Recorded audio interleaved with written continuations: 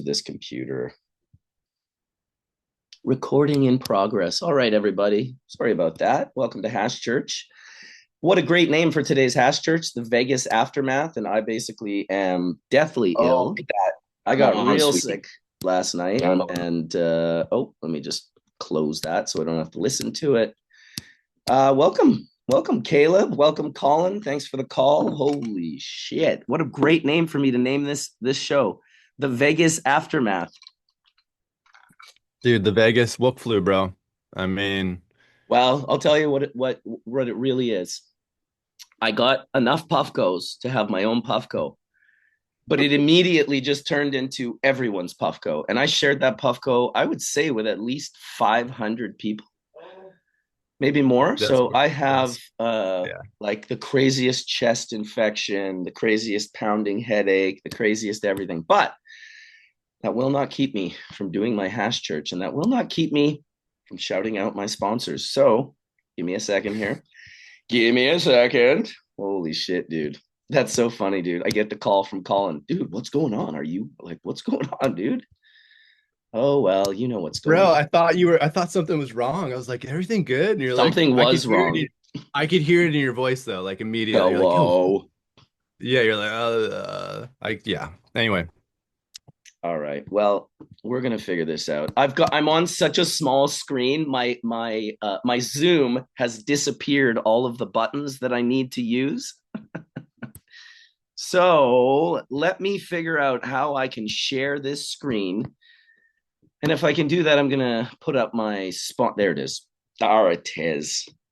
All right. First of all, thanks everyone for being patient with me today. That was my first trip to the US in like 27 or 28 years. It's definitely not going to be a long hash church today, but doesn't mean we're not going to still represent and have a conversation and talk about the madness that is me going to America for the first time in 27 years. So let's start off with shouting out the press club. Just got to find them before we dive back into the sermon. Let me figure it out. And thank you guys for showing up. So, trusted by top hash makers from around the world since 2016, the Press Club is your one stop shop for award winning solventless gear. From press bags to wash bags to presses to vessels, you'll find everything you need from wash to press. We're pretty big fans of the Press Club and what they're doing in the community, so we're excited to have them on board as an official sponsor for Hash Church. Made in the US, patented pink stitch, zero blowout guaranteed, small family owned business, free expedited shipping. You can check them out at thepressclub.co and you can use the code HashChurch to take 10% off of your order. Next up, Z Puffco. Hash Church family, before we light up the next bowl of truth, big love and massive respect to the crew that's legitimately dragging dabbing out of the dark ages and straight into the mainstream spotlight. I've mentioned it before. No one is turning on more people to dabbing than Puffco. Love them or hate them, I love them. They're doing it. These guys aren't just making devices, they're rewriting the culture. The new proxy is straight up masterpiece. Actually, I hit it quite a few times with Caleb. Modular and hits like it's personally offended by weak rips. Then they went and dropped the 3D XL chamber on the Peak Pro, 80% bigger cloud, same flawless flavor, zero extra effort. It's a cheat code. Every hash head prayed for it, and don't sleep on the pivot. Pocket-sized perfection that finally makes real dabs portable without turning your sessions into a science experiment. Puffco isn't following trends. They're setting the bar so high the rest of the industry needs a ladder. Proud to rock with them every Sunday. If you haven't, do yourself a favor and step into the future. Puffco, the official dab rig of Hash Church. You know, I think I have one right here. Look at that. Look at that. And also to Bubble Bags, of course. Shout out to Bubble Bags. We're still on 60% off. You can check us out at bubblebag.com. And if you use Hash Church code, you get another 10%. So I think it's 50% off plus that 10 gives you 60. It's pretty good. In the meantime, I got to shout out Caleb because the best dab I had in Vegas was brought to me by Caleb. That Jack Hare, Veggie Earl, the Veggie Earl crew. He also brought the crew. So it's not like he's trying to pass it off as his. First, he brings the dabs. It was unbelievable. It was like smoking Jack Hare from like 98, except we didn't have Jack Hare live hash rosin. So it was kind of on another level. It was really quite funny. I would strategically hit people who were so exhausted and tired. They looked like they were going to fall asleep, and I'd give them a hit, and then they'd come out, and then they almost looked like they took a bump of cocaine or something. They were just like completely like, on full power. So that was a really, really nice thing. It was also super good to see you in person, Caleb. I think we had quite a bit of fun. I definitely called Caleb a lot.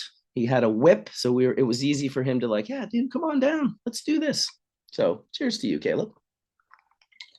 Cheers. It was great to meet you in person finally. Yeah, dude, absolutely. Absolutely. And you know what? I did get lucky in the sense that I only really got this Wook flu on the plane on my way home. So, and I had it yesterday. We went out on the mountain. It was unbelievable to leave Las Vegas and go to Whistler, which is where I am right now.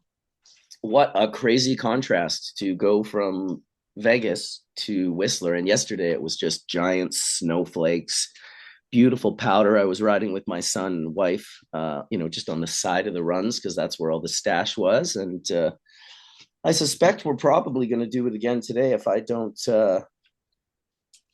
die. Holy smokes! What do I got? You I don't think you're pinned? gonna die. You're gonna get there. You're dealing with the. It's funny. Planes always do it, man. They get you because it's that recirculation. And I know they got the HEPA filter, but it's like, Not enough. not enough. Yeah. He got the bingo. He got the flu from Burner. Actually, I didn't.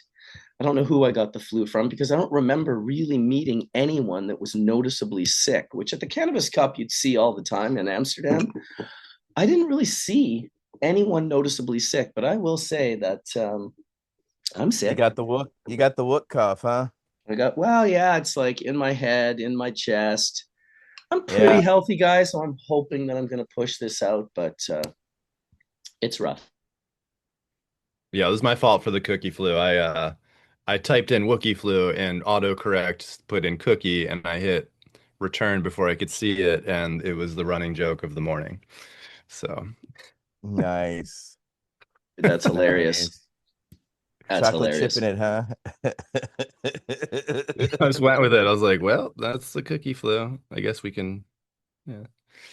I will say Oh yesterday, man. once I was on the mountain for a while, my throat felt better, my head felt better. I just needed to get like this cold air. And so maybe that'll be the fix today. But wow, man, headache, dehydrated, crazy chest pain. But I couldn't have named this episode better. I don't think I've been late, almost an hour late for a hash church ever. I don't think so. That's a good call. I mean, I popped on and I was like, when I saw the room hadn't started, that's when I wrote that email. I was like, hey, I just wanted to check in. I just wasn't sure if there was like no show. And then I went Mm, on the YouTube channel and I saw everybody just talking, and they're like, "Oh, I text Marcus, blah blah blah." And yeah, it's really, you know, it happens, man. Like I said it in chat, like it's either you overslept or life happened, and is exactly what happened, life. yeah, But so totally. how what was Vegas. your favorite, dude? What was your favorite thing about Vegas, man? Like unload. Dude, I'll Like be honest. I know Hanging you're out tired and sick, but like, hanging out with I was Caleb so was stoked my for you, favorite dude. thing. And I was so FOMO, like I was like, I can't believe I'm not there with Marcus being here. I was so like pissed, I mean, it was but at the amazing, same dude. time, I smoked Bubble Man brand rosin the whole time. My partners from Colorado brought out some really nice product, which was oh pretty yeah. cool. That Pineapple Bliss was really quite lovely. There was a couple that were really, really nice. And I mean, I got so much hash given to me. I don't even know how much hash I had given to me. It must be like 30 or 40 grams. So I was able to really kind of pass that out. In fact, there is a jar from Craig, who just came into the room, floating around with some dude who I was also supposed to get. So there were jars that I managed to get, there were jars that I didn't manage to get, but all in all, I was pretty stoked. Originally I was like, I love America. I was so jacked. I'm like, I love America. I love America. And I can't remember if it was Caleb or who it was, but You some and Eddie Murphy. Yeah, yeah, I he just was like, like you're I he's picture like, you you're like he's calling like, Eddie you're Murphy Eddie style. Murphy. That's what he said. He said, you're Eddie Murphy, dude. You're Eddie Murphy. So I was Yes, like, that's yeah, so I guess I rad. am Eddie Murphy. Oh man, that's great though. But like it's so cool because I've been friends with you for over 20 years. I've never seen you in the United States ever. And I haven't been there. for you just to swing down and do this event and see all these people that are congregating at once was must be so exciting. It must have felt the way I felt in a way when I met you in Amsterdam after getting off tour, and all of a sudden I was like an onslaught of people, and everyone's just giving me weed and all this stuff, and I'm like, oh my God, this is so amazing, and I'm here with friends and people that you know but you haven't seen in a long time. Like that's such a great feeling. Like, you can't even, I don't know, that's so awesome. You Yeah, know what I it mean, was. Marcus? Like I it's it, do. it's It so was my cool. trip, so I know exactly what you mean. I was there. Yeah, I was Yeah, tripping the whole I know. time, and not, tripping on psychedelics, although that was definitely going down. My crew was full maniac level. Yeah. I didn't realize how like sort of forward the psychedelic movement is in America. I mean, there was LSD spritzers and cactus gummies and all sorts of different things that Yeah. were a-okay. I did bump into one dude that was hilarious. I bumped into Dogface, the dude that went viral The ocean riding the spray. skateboard. Yeah, the ocean spray. Yeah, Yeah, yeah, nice. that was That's fun. great. Doesn't he have a farm? Is he has a Yeah, farm or something yeah, like that? yeah. Yeah. It was funny Yeah. because I Yeah. stopped him and I said, "Dogface." And dude's just super, famous from his viral movement. So he's just so used to people kind of shouting him out. 2 minutes, no, 2 seconds into me saying Dogface, his farmer, Dogface Farms, goes, "Are you Bubble Man?" And so we had this funny little experience where I was kind of like, meeting him, and his farmer was meeting me, and it was, yeah, it was just super cool. I would show the picture, but all my pictures have not moved over from the phone that I was using to the computer that I'm using now. Unfortunately, but dude, I bumped into so many people in so many different places. It was great. It was definitely, I felt what I've been kept away from for so long. It's a lot, not being able to go down there for 30 years Yeah. was a lot, and then people are taking it for granted, right? It's kind of like kids that go to too many fish shows, and I'm like, I've only Yeah. gone to one in 5 years, and so I'm like, that was awesome, and they're like, if they play Down with Disease one more time, I'm gonna throw up. It's like, oh shit. So there were people like that were just like Yeah. slagging MJ BizCon and like upset, and I just Mhm. said, man, like, if you find yourself in a miserable place, maybe this isn't for you anymore. Because I was just like, I'm so excited. I was just like getting to see all my different people and friends, and I mean, I tried to link up with Craig like hard. That was the one disappointment, Craig, not linking up with you, dude. Next It time. was the it was the biggest game of Marco Polo I have ever played. I mean, we were centered around this jar that I had of slices cut from Barcelona that I grew at Ooh. Alpenglow, and simply Adam washed. Caleb got it. Like, people, I was keeping it virgin for the first 24 hours, and then I was like, I better start like letting tasters go out of this. And then we never linked, man. We never linked. We sure tried super, super hard. And Marcus, I agree with you, man. This was Melanie and I haven't been to Vegas in our adult life. I'm 55, and we've never been to MJ Biz. And yeah, it is what you make of it, and we made the most of it, and we had a blast.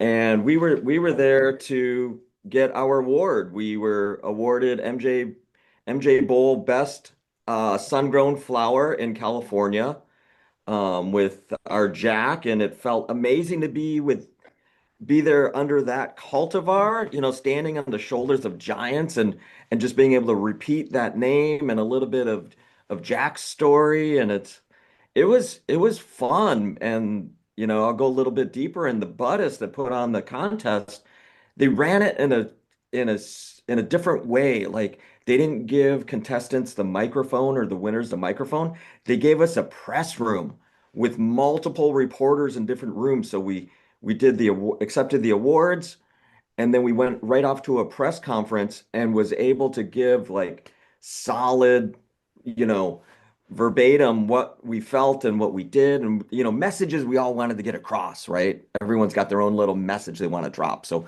we were able to drop our little seeds of messaging we wanted to get across directly to an amplifier that's going to go around the world, hopefully. So that was fun. That's amazing. Listen, one of the things that blew my mind, really blew my mind, was how many people. The first one was from Mock Technologies, the kid that invented the ATS, the jet sieve unit. I don't know if you went and saw it. I wish I remembered his name. Really, really good kid. He told me straight up, he's like, I invented this listening to you and Skunkman Sam talk on Hash Church. He said this, and I'm looking at this crazy machine that's like this final boss on static sift and cleaning the heads to the final level. And I just thought, holy crap, man, like that's That's the portable unit, right? I saw that they no, revealed this is not No. portable. You're thinking Sambo filtration. This is Mock Technologies. So the unit, the dry sift room that Logan Wolverine Dabs has built for himself is a tumbler that you're going to tumble your sift on.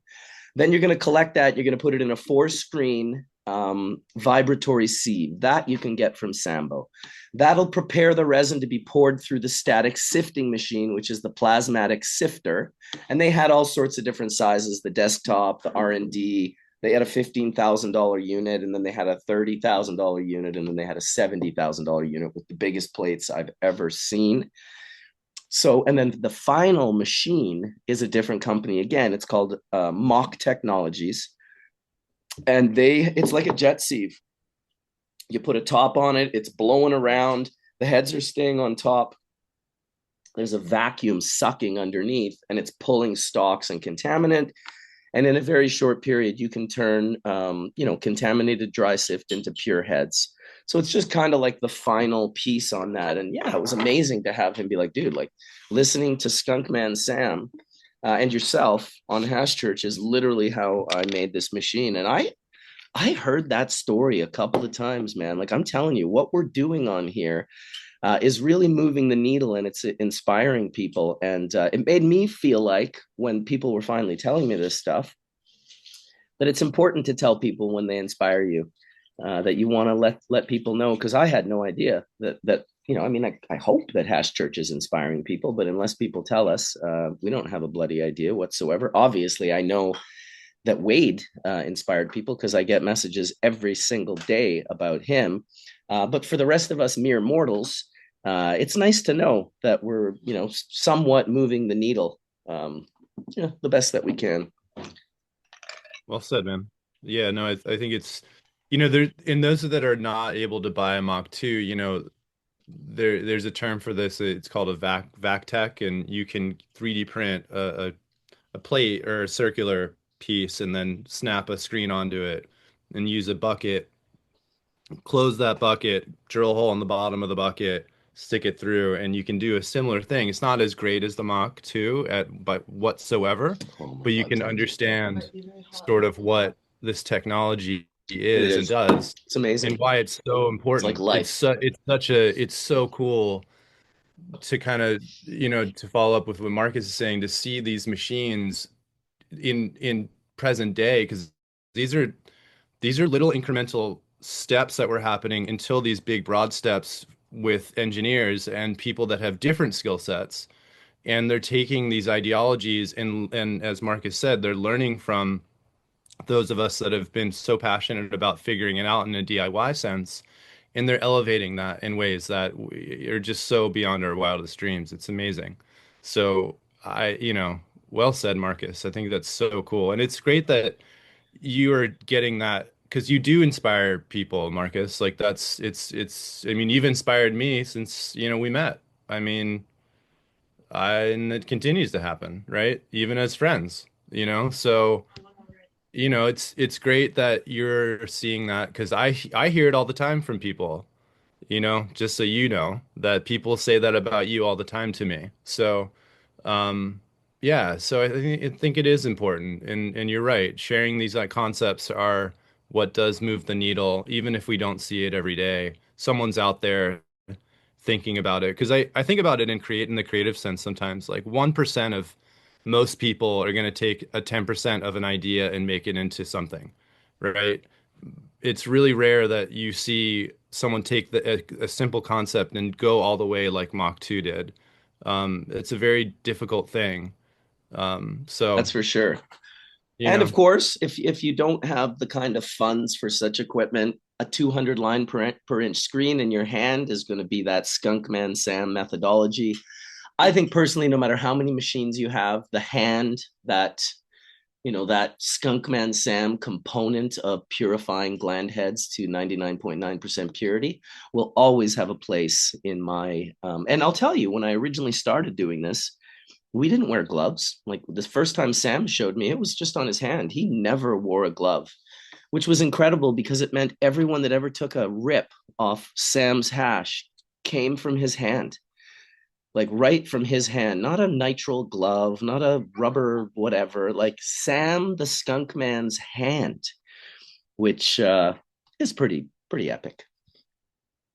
Marcus, you probably have some of that hash around still that has touched Sam. And one thing you're talking about Marcus inspiring people, Colin, and that is doing what we're doing here is a spoken history. An oral history keeps being repeated. These names, the Skunk Man Sam, the Jack, all these things, and Caleb could probably speak volumes to this because this is kind of like a little bit of his studies, and coming in as a younger guy into this arena and being able to hear some of these stories firsthand from the person that was listening to it the first time, right? And we're still in that point in history that gives me chills. We're still at this point of history where we can talk about these legends, and one of us was maybe in the room with them. So it's Absolutely. special. Absolutely. Speaking Really of special. legends, I just got a message from Dragonfly Earth Medicine. Didn't want to go into details, but they want to get Hash Church to do a prayer for the Snodgrass family. They're going through some pretty heavy shit right now. He said, without giving any details, that would be appreciated. Just put your prayers out for the Snodgrass family. They got some things going on right now, and yeah, we just put our positive energy out there for those sort of legendary. I mean, my goodness, that is Blow smoke legendary. towards the Vatican, as our friend would say. It's time to puff some in the Snodgrass family's honor, because yeah, I have a few Snoddies myself that I've collected over the years, and yeah, the Snodgrass family is pioneers, for those who don't know, in glass blowing, especially Bob Snodgrass. He created the top hat pipes as well as the whole color changing pipes. Usually fuming silver and gold in them, and then yeah, they were a big thing for sure in the early custom glass pipe that everybody on the dead lot sought and wanted. So that spawned um, everybody else.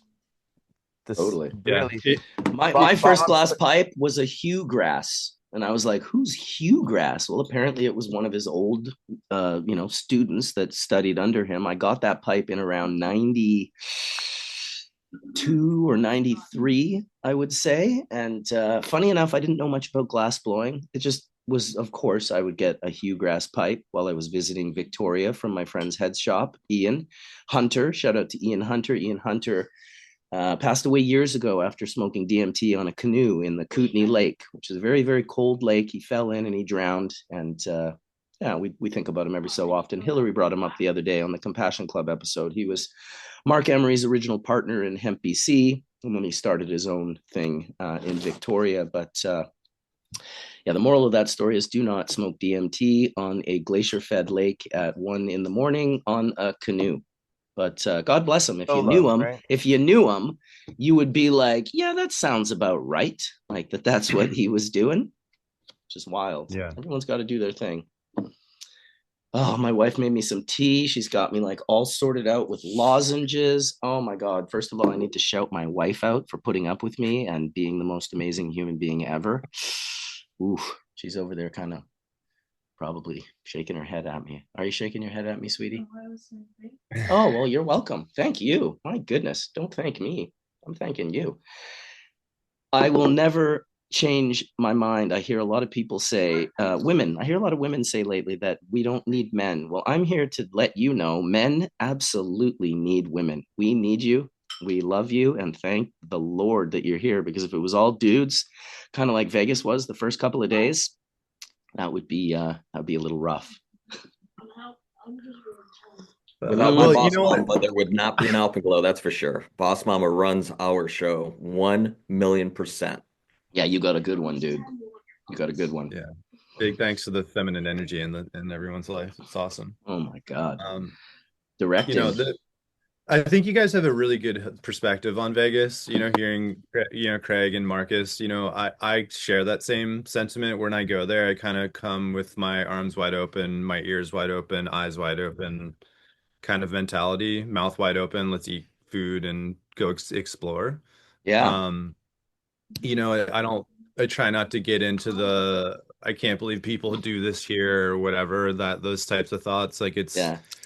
it's like, I don't know, I go surf in the jungle. Like that's my time. That's my idea of like a great time. Like probably doesn't seem like they would enjoy that, right? So I Mhm. understand the flip side of it, right? And Totally.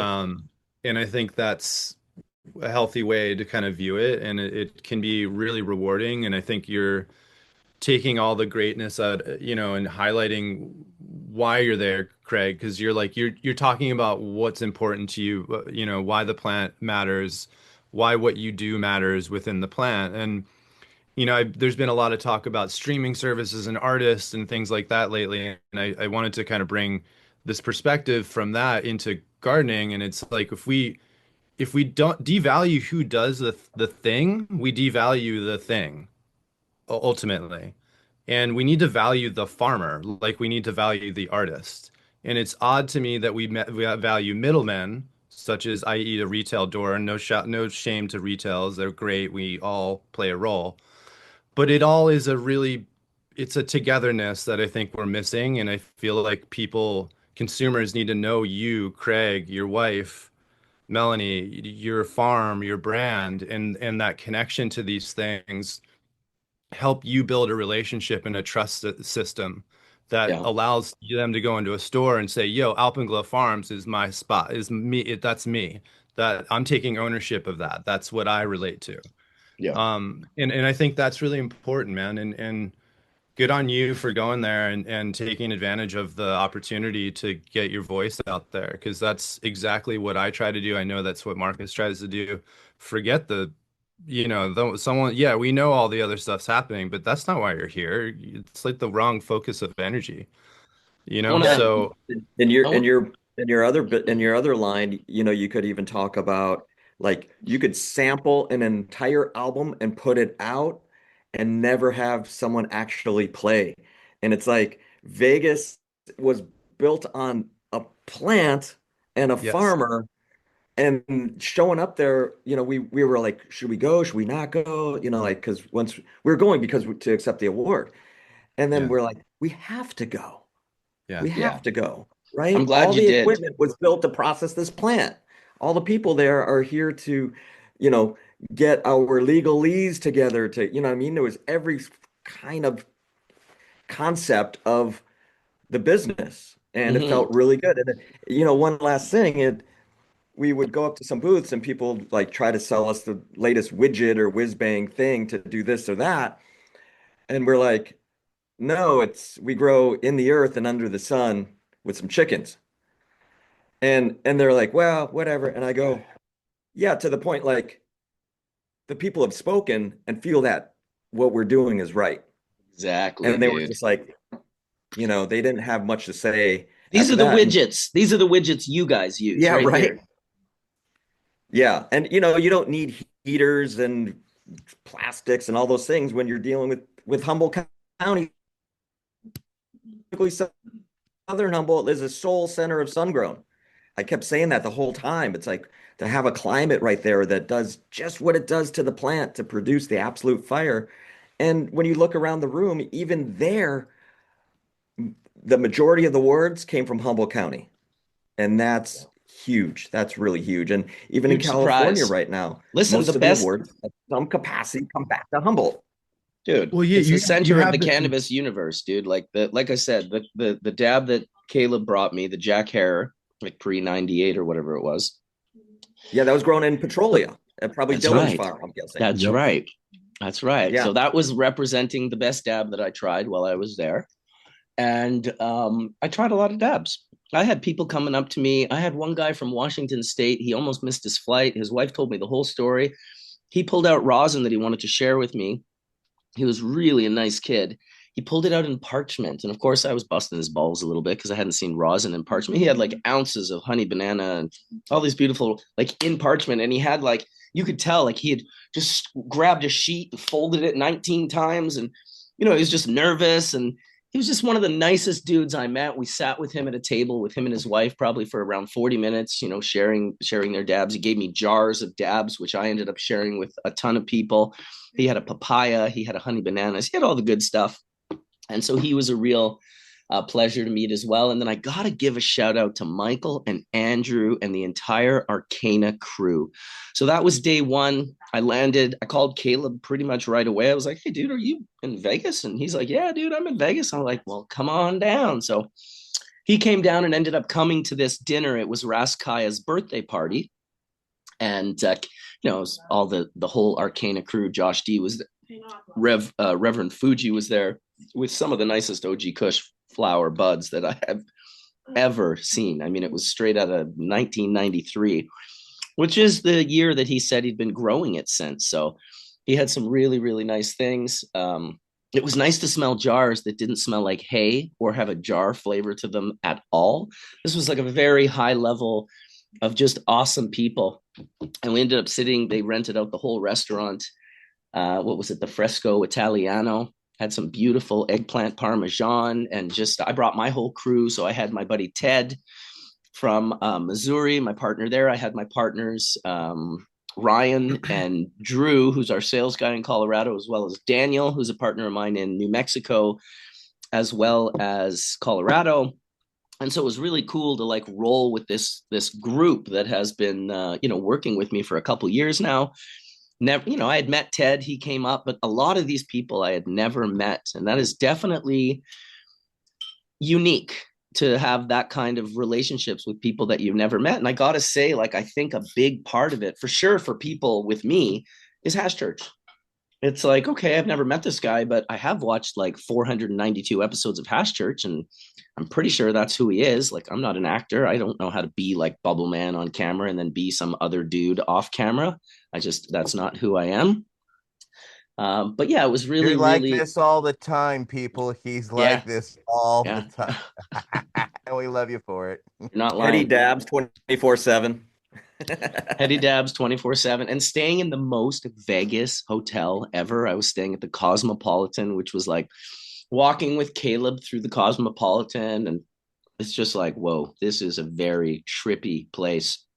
People zombied out and gambling and smoking darts inside the building. That blew my Canadian mind, dude. I'm from Vancouver. Like, we shame people for smoking darts. We're like California, but like obviously behind California because they do it first. For us non-understand, what's a dart? Cigarette. Okay, a dart's and a doink's a joint. Okay, there you go, ladies and gentlemen. Know the lingo. Yeah, Dink and a doink. A dart and a doink. It's the trip, isn't it? Seeing people like in 2025, like just like 3 a.m, just like ripping butts, and just pulling the lever at the same time while putting a sip of their alcohol. Dude, it's not a lever anymore. It's a button. I saw the odd lever. Yeah, it's a button. It's a button. They're just like ta ta ta ta ta ta ta. And it's a receipt. It's not even coins anymore. Exactly. Well, I was there for 4 or 5 days, and I can promise you I did not even put a 25 cent. I said to a few people, I might have said it to Caleb, I am 100% uncorruptible by Las Vegas. All the things that people love by they just don't affect me in any way. Now, I will admit, some of the people I was around, I saw them getting affected by it. It'd start with like a couple of beers, and then it'd be like, we should do some gambling. Let's go get a steak and drink some beers and do some gambling and smoke some. And you could just see it, like how it taps into people. It's definitely a slippery slope, but I'll never go there to gamble. but I'll certainly buy the odd shirt for my wife. Yeah, dude, that was fun. And Puffco laced us up so hard. So shout out to those guys. They were supposed to have Puffco's shipped to Colorado for my partners, and they were going to come in with them. Those never made it, so they ended. James went double time and ended up having me go by the booth at the event and hooked us up with Peak Pros and blades and proxies, which I gave away at the end of the event. I had no interest in bringing another Puffco home. I've got enough at this point in time, but it's such a nice thing that they give me the opportunity, as well as Etienne and anyone else really, to give away Puffcos. It's such a nice feeling. I have to say it was quite wonderful because there were limited choices in South Africa to donate them, and they're like, sure, no problem, absolutely do so. Because it's just countries, some countries it's hard to get Puffcos into, and not only that, just the sheer price. So it was fun to gift those to Fields of Green for All because they're also part of the Chiba University. So they're educating people about hash, how to make hash. They also work on mothers and clones and stuff like that on the farm. So a lot of people come through and are getting a lot of education. I just saw a whole class of just educate from Chiba University through the Fields of Green for All the other day. So you never know who you'll inspire by yeah. There's a joy in just giving that you can't don't. Everybody loves receiving, but like today I'm gonna see Caleb at the 12 Days of Christmas, and I'm literally right now making a special joint for you right now with about 12 different herbs and about 12, so including my mix that has my BHO rosin mix and also has snakes of my water hash. So that's Wow. been going since 2008. And then this has been going on through 2012. So, Wow. So you put everything in there, including a partridge and a pear tree? well, the partridge you'll leave because it's going to dangle from that as you hand it over, right? I want to show the gift I'm giving Etienne. I found this at a rare book festival. It's right, marijuana, signal of misunderstanding, but it was owned by a certain person and is covered in notes. And I need to give it to you. So I'm excited to see you later today. For those who don't know, Dr. Todd McCreary was my mentor, as well as my first doctor to write me my medical recommendation. And I was fortunate to be by his side the day before he passed away, visiting him because he was an amazing man. If you aren't familiar with marijuana, the marijuana papers he put out, he was an army psychologist, and he put out amazing stuff. And man, we miss him. He started this organization called Be Cool, which was the Berkeley Cannabis Ordinance Oversight League, because Berkeley in 79, by passing a law by literally raffling off a kilo on the steps of the city hall, they ended up making marijuana the lowest priority for arrests. So Be Cool would oversee the arrests when they were released and would actually go to the police and actually chastise them if they were arresting too many people for marijuana. This is way before, we're talking 79, 80 people, you know what I'm saying? So way before his time was out there as a psychologist, literally chastising the police for arresting people for marijuana because you should not be doing that by the law. And just the organization's name, Be Cool. I mean, come on. I mean, it's just a whole level of just awesomeness that was Dr. Todd McCrea. So I will sing his praises till I die because he was so fucking awesome. He was also the first person to take me lobbying on in Capitol Hill. It was him and Dennis Perone. And you want to talk about an odd set of people of the spectrum to go to, Capitol Hill with, yeah, Dennis Peron walks into Senator Waxman's office, puts his feet upon his desk, and says, "So, Senator, what you got going on?" I was like, wow, they did not teach me this in civics class. Uh, so yeah, sorry, didn't mean to go off on a tangent, but wow, yeah, that sparked my heart. So thank you, Caleb. That's Got to awesome, remember dude. those who are the shoulders we stand on.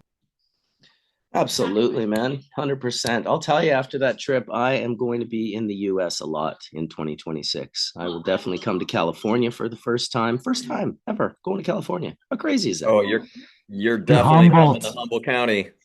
Yeah, dude. I'm going to spend time in Humboldt County. Absolutely. I can't even believe it.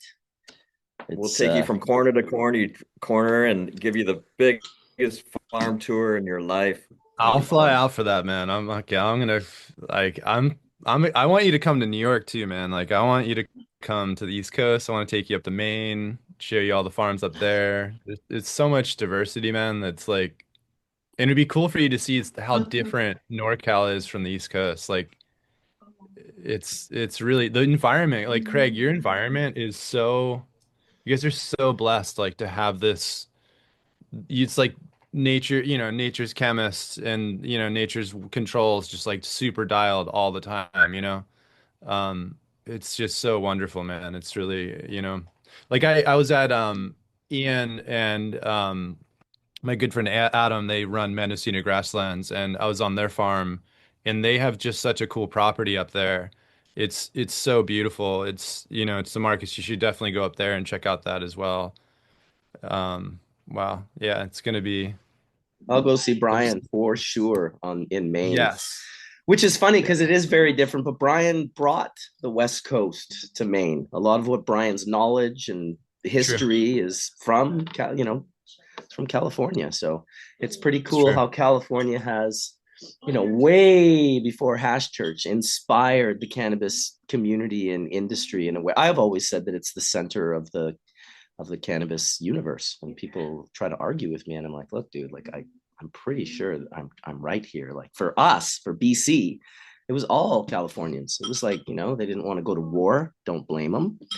They wanted to come up here and hide, and they created a whole area called the Kootenays, and they just brought this incredible knowledge of like mixing soils and digging holes and planting beautiful clones that they've produced. And yeah, I got turned on to that in the early 90s.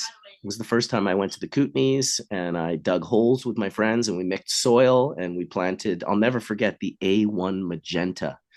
This plant was purple and so beautiful, and it had a very coffee-esque flavor profile to it that was just super unique.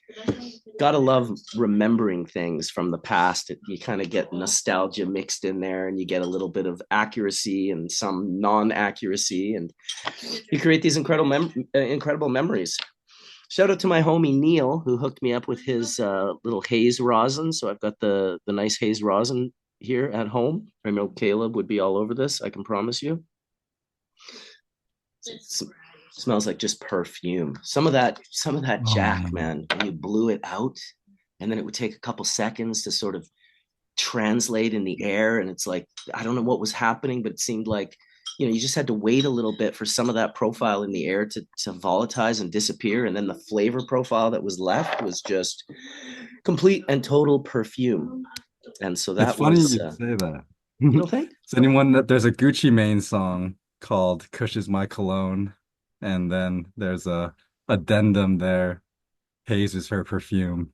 That is awesome, dude. I agree. I've always You thought know, hazes were perfume. Please go ahead, Greg.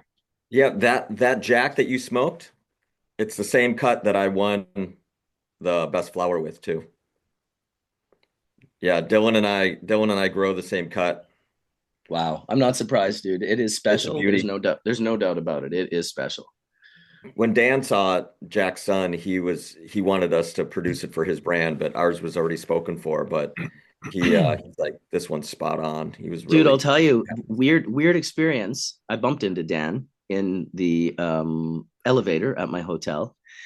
But before that, I took a rip of this Jack, and I went outside and I got in the elevator to go let some friends up because the Cosmo doesn't let you up unless you have a key.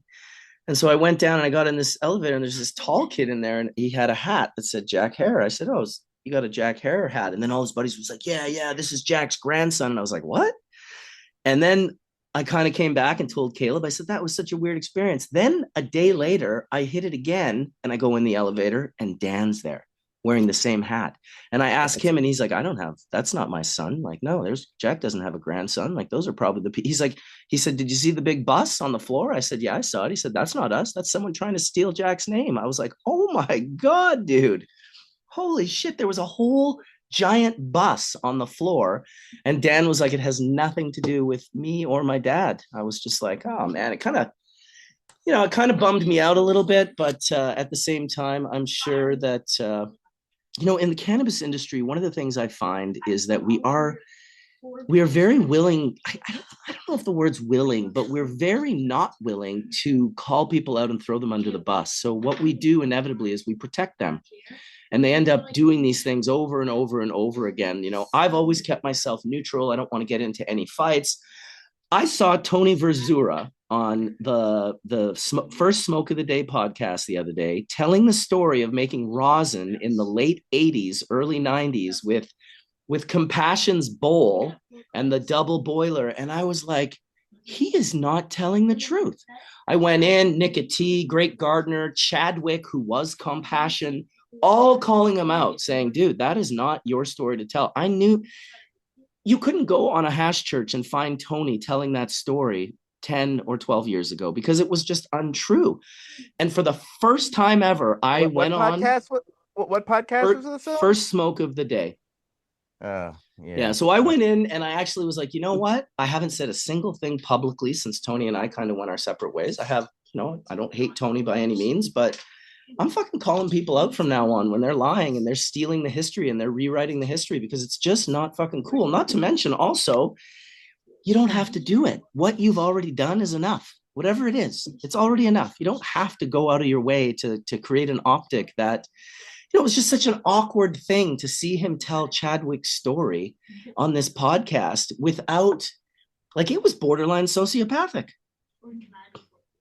That's too bad, man. That's disappointing, man, because just too bad. Better. These things are happening more and more. I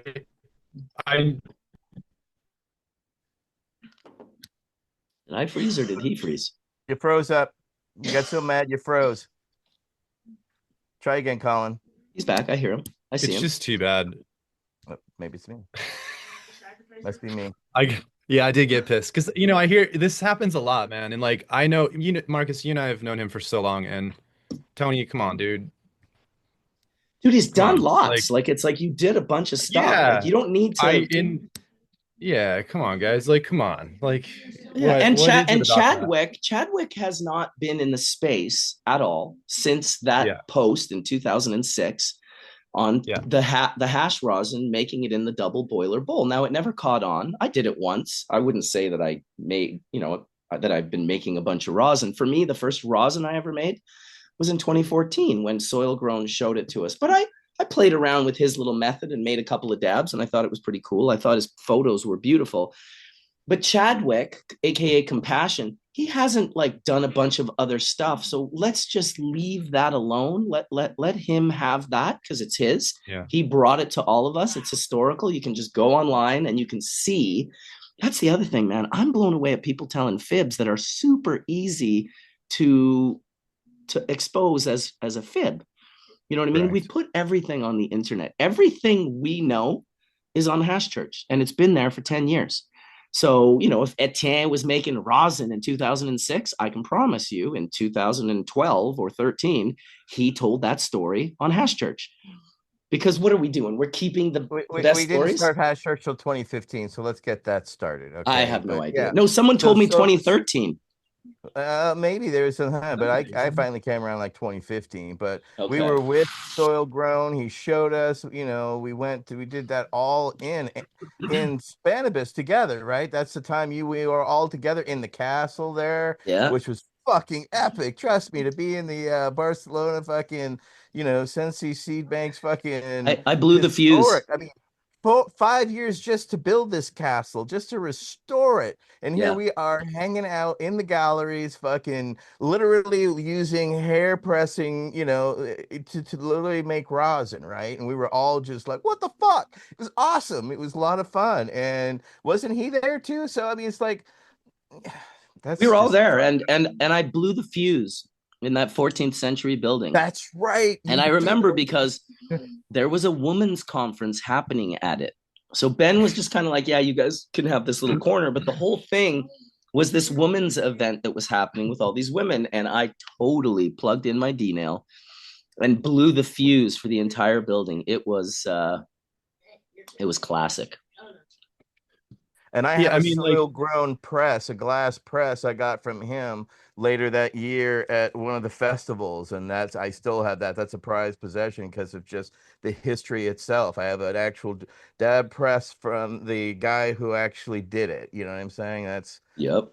rare, That's I getting I, to w- the I will damn say shit. the first time I shared the information was at my booth with Javier from Medical Seeds at Spanibus. So that was a couple of days before we ended up at the castle.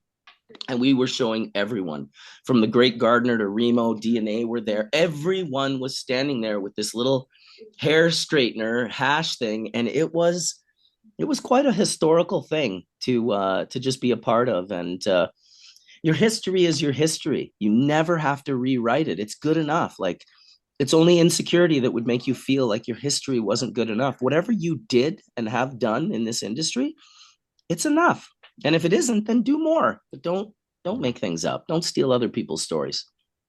yeah, because Marcus, he's a talented guy, like it's the truth of it. And, that makes me feel awkward because it's like, come on, man. And then here's another thing I got to say out loud when I heard, you know, um, Golden State Banana, Nick sent out a message saying that Mario has nothing to do with Sherbinsky's the brand. He has like no association with it at all.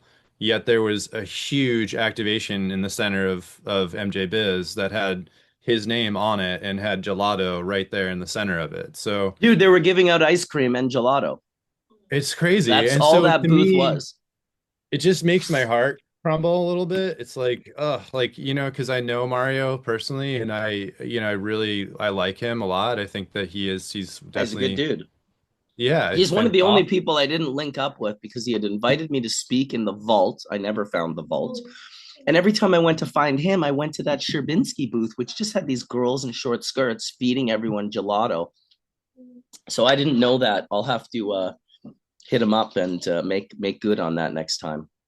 Yeah, so, those that are out there supporting things like that, just take note. It's really important that back to, understanding who the people are behind the things that you consume.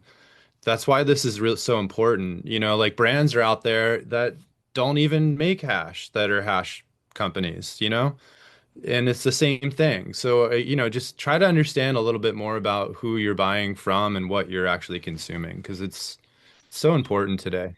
yeah, to that Cheers. point, Colin, Go ahead, Greg. I witnessed, and I had to say something. I witnessed someone accept an award with no farmer's name around where the resin came from.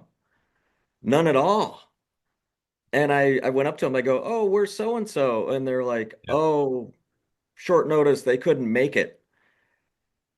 I was like, Well, you still give them the credit. It's like when we it placed at wasn't on the Legends of text. Hash. It wasn't on the winning like We Best flyer. Friend Farms Nothing. couldn't make it out with us, but we made sure he got the light he deserves. It's like we're all in this together, So I think you're right. Yeah, 100%, man. So it's wrongfully telling somebody else's story, and then it's chosen amnesia of where it actually came from, and just standing in front of the light. Oh yeah. Yeah, it's an interesting thing, that some people have a hard time giving people their flowers, and that's fine. It's maybe a learning lesson that you learn down the road, but it's definitely the right thing to do when someone's, for me, even, with me, I had a whole thing in regards to bubble bags with Mila. Well, Mila, I never rewrote Mila's history. I always told people like this, Mila was an important rung in the ladder, but when I tell the story, it's very different from the story that most people know.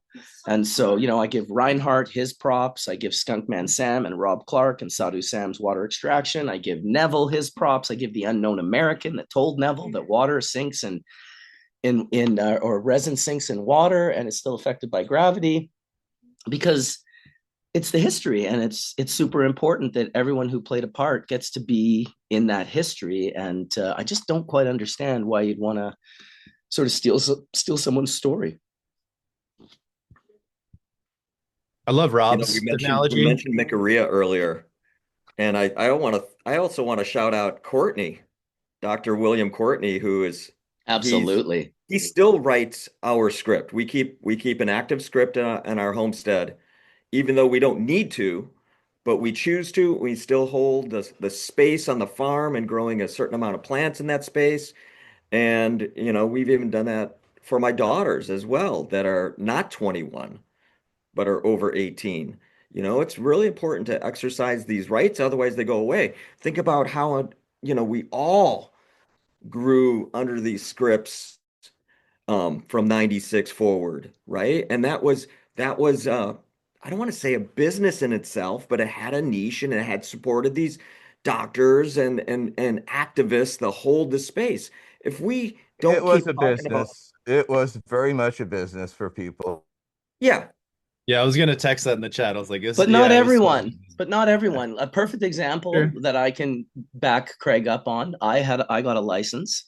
My license was 2012, I believe. Johnny B helped me go and get my license, and I never sold a single gram of anything from my license. I just refused to use, and I'm not judging anyone else because everyone has to make their own choice. For me, it felt wrong. It felt like, okay, like on one part, it was like, well, we shouldn't be going to jail for this. So this was an amazing protection.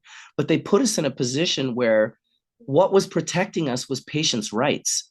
And like that's important, and it's great if you're growing and you're getting medicine to the patients. But in Canada, that's not what was happening. Everyone was selling it in the black market. The patients would very rarely get anything of substance. They'd get the smalls, they'd get a half pound or something, and then the 14 pounds would go into the black market and be sold. And so I never did that. I had a license. I grew cannabis with my license, and I never sold even a gram of it. And I can tell you in Canada, I don't pretend to know what was going on in the US. I did not meet another person like me. There was no person like me. There wasn't a single person that had a license that wasn't using that license to protect their sales. Now, for me, I didn't care about that so much for them doing it because it's access, and I love access, and I would fight for access in any way, shape, or form that I can. But personally, I just couldn't do it.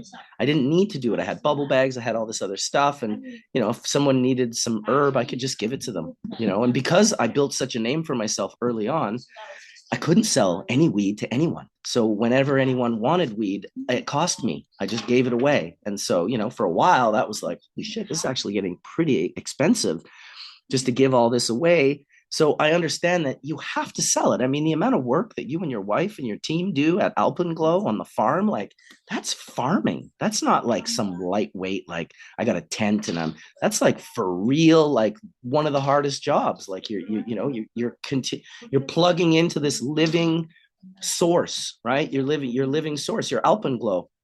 And it's just, shout out to you for doing it, and congratulations on winning that award. And it's awesome that it was with the cut that was the best dab that I had while in Vegas. Like, talk about a full circle. yeah. So you smoked it. Yeah, You smoked our flower. lots. Well, we're reliant on, people like you, and yes, we still give away free cannabis Hey, to this buddy. day at Virgin Patients Group. 25 years we've been giving away free cannabis, but that's because, and as you said, it became too expensive. And on top of that, they're like, well, people can grow your own. Well, you just found out you've got stage 4 cancer. How much growing are you really going to be doing, right? Back then it was, you had to get, they were not LEDs available. So what, you're going to get HPS and then, deal with the heat and the issues and growing. And so the reality sunk in very quick because remember, there's only a handful of us dispensaries early on. There was the initial 7 with Dennis and them that got closed down by a federal injunction. And then we were, that second line of dispensaries. And we quickly learned that we had to go against the law, because the original intent of the law was exactly Wham and Valerie and Mike Corral had done and have the perfect situation, which is, taking care of your collective, which was the original intent of Prop 215. We had to actually change the law in California to get, oddly enough, it happened to be, this was random, the number SB 420, which Senate Bill 420, which allowed us then to take money. And then that led to the taxation and various other situations. But we quickly learned that we could not afford to give away all the free cannabis that we wanted, especially in the Bay Area, because there were so many sick people that we were able to fund it through, the healthy people coming through and the other people that, Yeah. wanted access to cannabis. So, that's the reality of how things shifted, at least in California. And, originally we were all operating illegally, and it was only really Wham and Mike and Valerie Corral who deserve all the credit in the world for being the OGs. Because to be part of that collective, no matter what disability you had to physically come down and contribute to either the growing or the harvesting of that cannabis. So it was a true collective setup and form and idea. And yeah, it was beautifully and wonderfully executed by an amazing couple. Yeah, they're awesome people. They weren't the first people in medical cannabis that I met. Hillary had Amber and Burke and Debbie come up early, but in around 2000 or 2001, I was invited to Skunkman Sam and Diana's apartment in Amsterdam for a dinner, and the couple that was there were Valerie and Mike Corral. And so that was when I met them about 24 years ago or something like that, 25 years ago, which was why you always wanted to go have dinner at Skunkman Sam's house. First of all, his wife makes awesome Mexican food. Second of all, you're just going to meet the most epic people at the dinner table. And especially back then, Sam was very, very careful as to who he invited over. 1 second, Hannah. Oopsie. Can you guys still hear me? Heard the whoopsie and everything. Oh, you heard the whoopsie? Oh yeah, that's very Canadian, eh?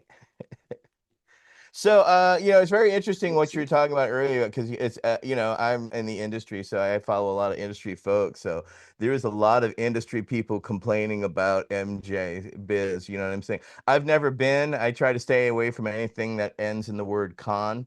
So, but that's me. But don't really have a reason to be there, because again, I'm established in Berkeley and with BPG, so it's just one of those things. However, I can give you one reason why you should have been there. I know, I know, I suck, but I'm getting ready to leave on vacation, so I have work days and stuff I have to deal with, unfortunately. But it's great for networking and running into industry folk, as well as for you. You got to see your people and your production, which you've only seen through pictures, right? So to actually, it's one thing to see it in 2D. It's another thing to viscerally touch it and smoke it and Dude, and inhale to it. see people react to it was my favorite part. Vlad, who's I guess he spends time in he's in California from So Thompson there had to Duke. be an air of pride in that too, right? Dude, I'm telling you, he was trying to offer us $100 a gram to buy it. He was like, dude, that was like some of the best rosin. So the pineapple bliss was really, really nice. I got to shout out Daniel Otero in Colorado, because that one was there was no one we showed it that wasn't impressed with it. So that's always nice to see that I'm manifesting the right people to do the right work with me, because yeah, when you don't go down there, there's just no way I could do this without having done the last 25 years of what I've been doing. That was the only thing that allowed me to create partnerships without even needing the people. How crazy is that? It takes a team though, man, too, Like that's I consider that that's maturity in the most like honest way, right? Like you're allowing others to find ownership within this thing that you've created all these years ago. And I think that's really awesome and really unique and special. You Well, it was should, sure neat to see how big the you know, whole thing is.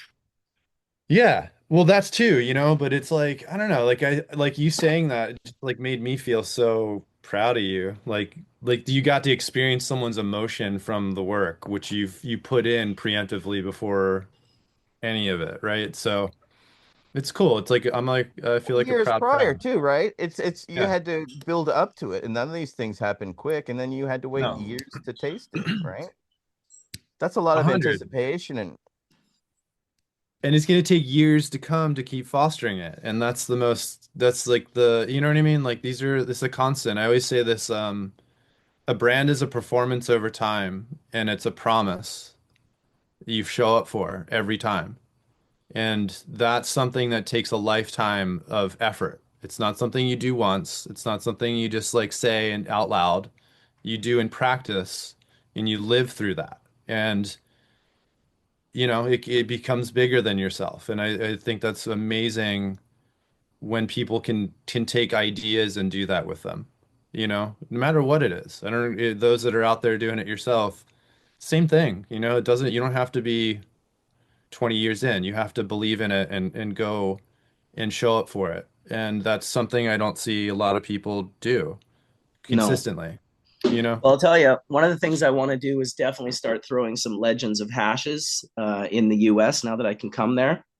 Fuck For yeah. those of you that don't know, my partner Addison um, trademarked the name. And so I haven't talked to him in a while, but last I talked to him, he was definitely didn't want to let me use my name for Legends of Hash. Hopefully that's passed on and he's moved on because, we just had a little bit of a falling out. And regardless if he doesn't or not, I will be throwing Legends of Hash in the US. 100%. I love the idea of, just for me, Legends was always about, wherever you were at whatever event, you would get your metaphorical bubble bags out and you'd throw all the people into there and then you'd filter them out and you just pull all the 90U out. And that was the Legends of Hash. Those were the people who would go to the Legends of Hash party, the 90U heads that got stuck in that bag. And it's such a great, Legends was never about people flying to a place just for Legends. It was always about harvesting people from another event, right? The Cannabis Cup in Amsterdam. That's how Sam and I originally came up with it. He was just like, wouldn't it be cool if we just had a dinner and we just smoked hash and it was just like a celebration of hash? And that's kind of how it started, which is wild because I can't even count how many hash type dinners there are now in the industry, which is really cool when you think about it, that Legends got to be a part of that. Everything Sam did, everything was picked up by people who were inspired by it. So, you got your ego clashes and you got your heady happenings and you got your endless amounts of these sort of cool events that definitely, I would say, had to have been inspired by the original Legends of Hash dinners. 100%. Big shout out to Forrest or Hunter at Hidden Forest Farms for doing the Culture Cup on the East Coast because he very much seems like to be very inspired by many different styles of dinners and events, and he's really come up with a really nice event. I think it's really cool that he's doing it the way he's been doing it up in Maine, and he's going to bring one, I think, to Mendo at some point. I don't know when Nice. this year. So I'm sure, keep an eye out for his announcements on his page. But Yeah. Someone that I think is definitely holding the torch up well. And Awesome. really like Hunter a lot. Really good Dude, I dude. love the events. Like I go to all, when I can, I go to them. I went to, Eagle Clash Yeah. in Barcelona and I did Jar Check with Jolly Roger and it was awesome. Like super fun. Jolly Roger was like, he was like, look, you're the hash guy. You've got the history with this. He's like, I'm really a custy.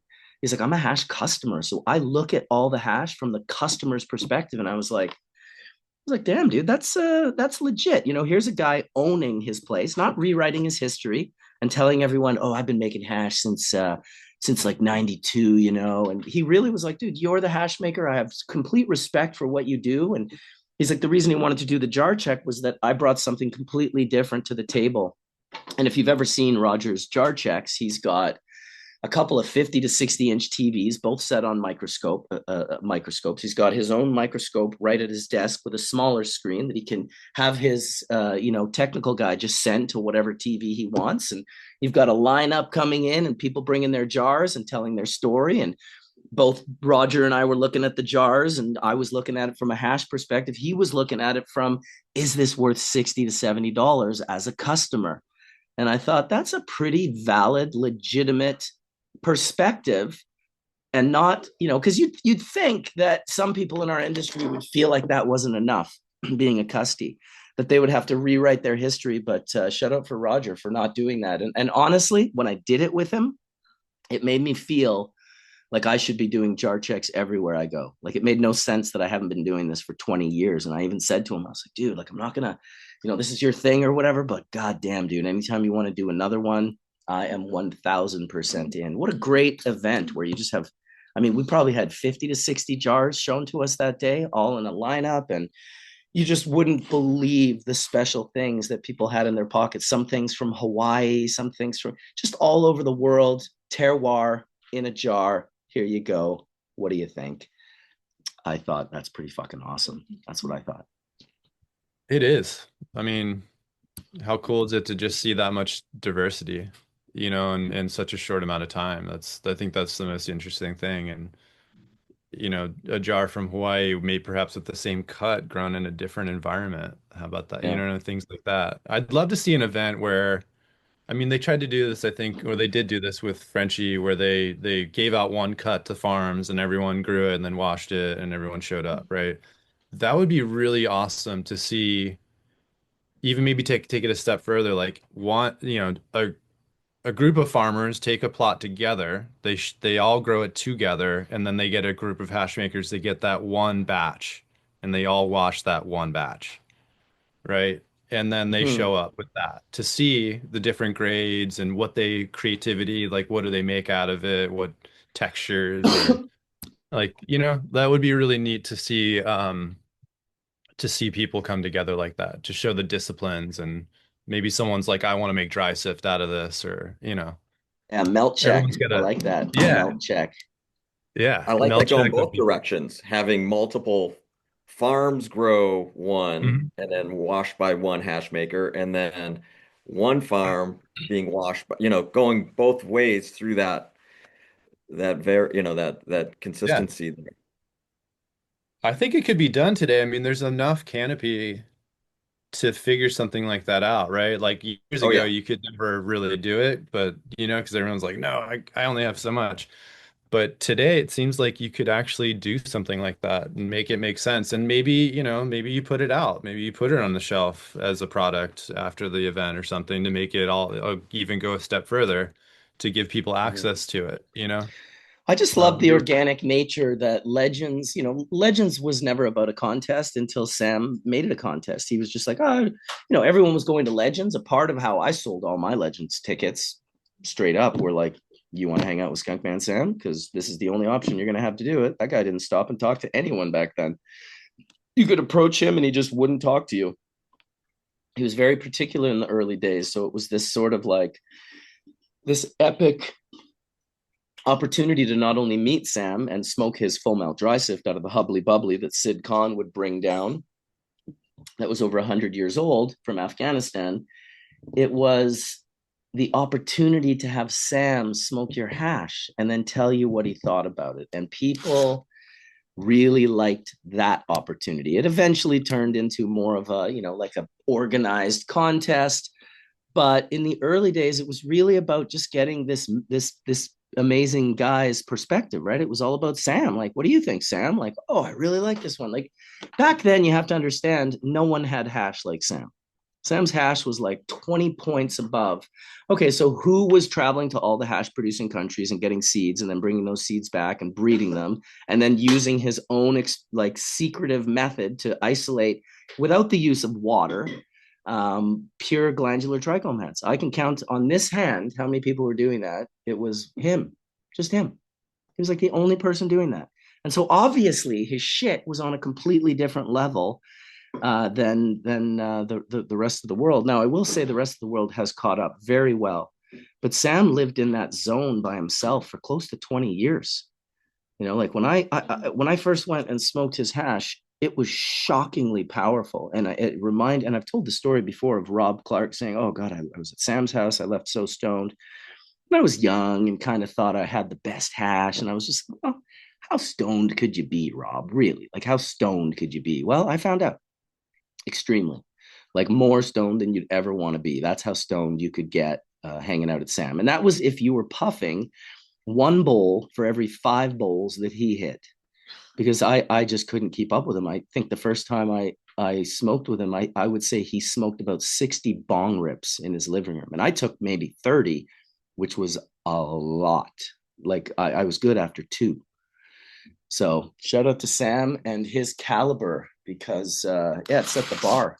Putting that picture up in 2008 on International Canographic, the pure glandular trichome heads, asking him in his apartment, "Hey, do you mind if I take a photo of your hash?" You know, I didn't want to do inevitably what everyone did to Sam, which was somehow figure out a way to monetize him, right? It was like, because everything he had around him was just like, it was so priceless, and you just couldn't really wrap your head around it. But him letting me take that picture was the beginning of the sort of the crack of the armor of keeping that technique to himself, and showing that picture of the pure heads.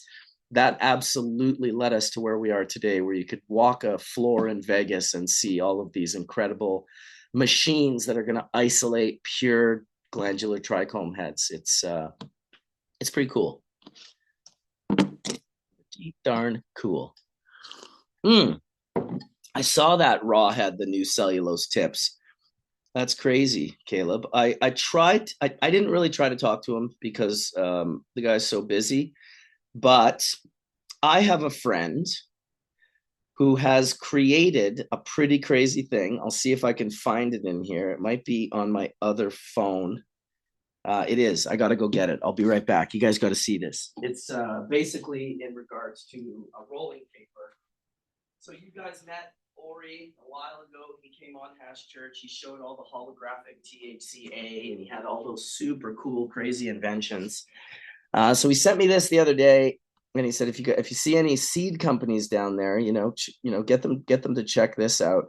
And so this is his new cellulose paper with a hologram on it. So I'm not sure if you guys will be able to see this. I'm not going to be able to show it any other way.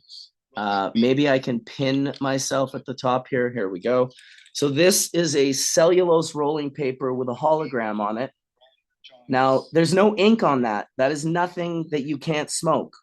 That is just a stamp that refracts light, much like the light going through the prism on the Pink Floyd Dark Side of the Moon album, right? You get the clear light go in, it splits into all these different colors. So what he's figured out is he's figured out a way to stamp the cellulose or the paper that creates this microscopic shapes that refract light and create perfect images.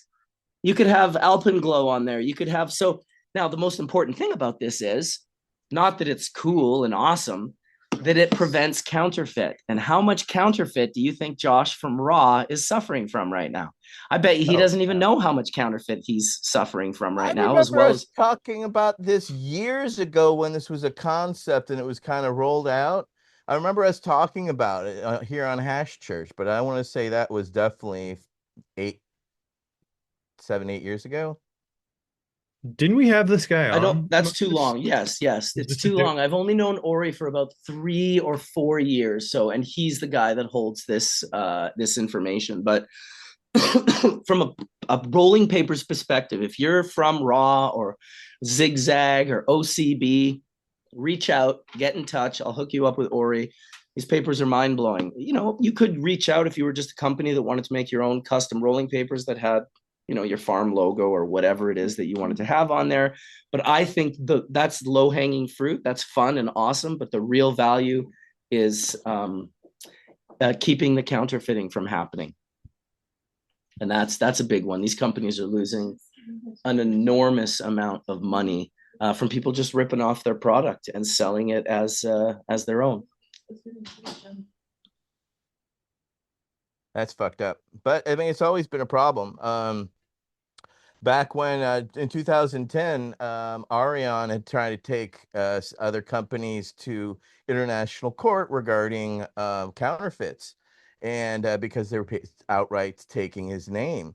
And the international court's like, get the fuck out of here. Your shit's illegal. We don't give a fuck about, marijuana. So that's when he started to call his stuff Arion's Haze and Arion's this and Arion's that to distinguish because of the counterfeits. So, anyway, they tried, seed coloring, all I these different remember. I remember when they bought that machine. I saw that yeah, and machine, the I little saw it. round. It was interesting, but people would just literally buy his stuff, pop out those seeds, and then put in their hemp seeds and sell them to people for, unscrupulous prices and ripping people off. And somebody thinks they're going to be growing this amazing cannabis, and they're literally growing, ganja no high, as my Jamaican friends would call it. So Yeah, well, that's pretty shitty. Seed companies as well should it's reach out always been counterfeit. I was because just coming out how counterfeits always been an inundated reality for anybody who tries to bring anything to market, right? I mean, you have people knocking your stuff off all the time, right, Bubble Man? oh, my stuff's done. That's they pretty much crushed the company, right? Like we've been ripped off so many times. It's just Bubble Bags is hanging on by a thread, let's just say. But maybe I'll get Ori. I actually have gotten Ori to make a cellulose Bubble Man. You can't really see it very well, but that's my wizard on cellulose.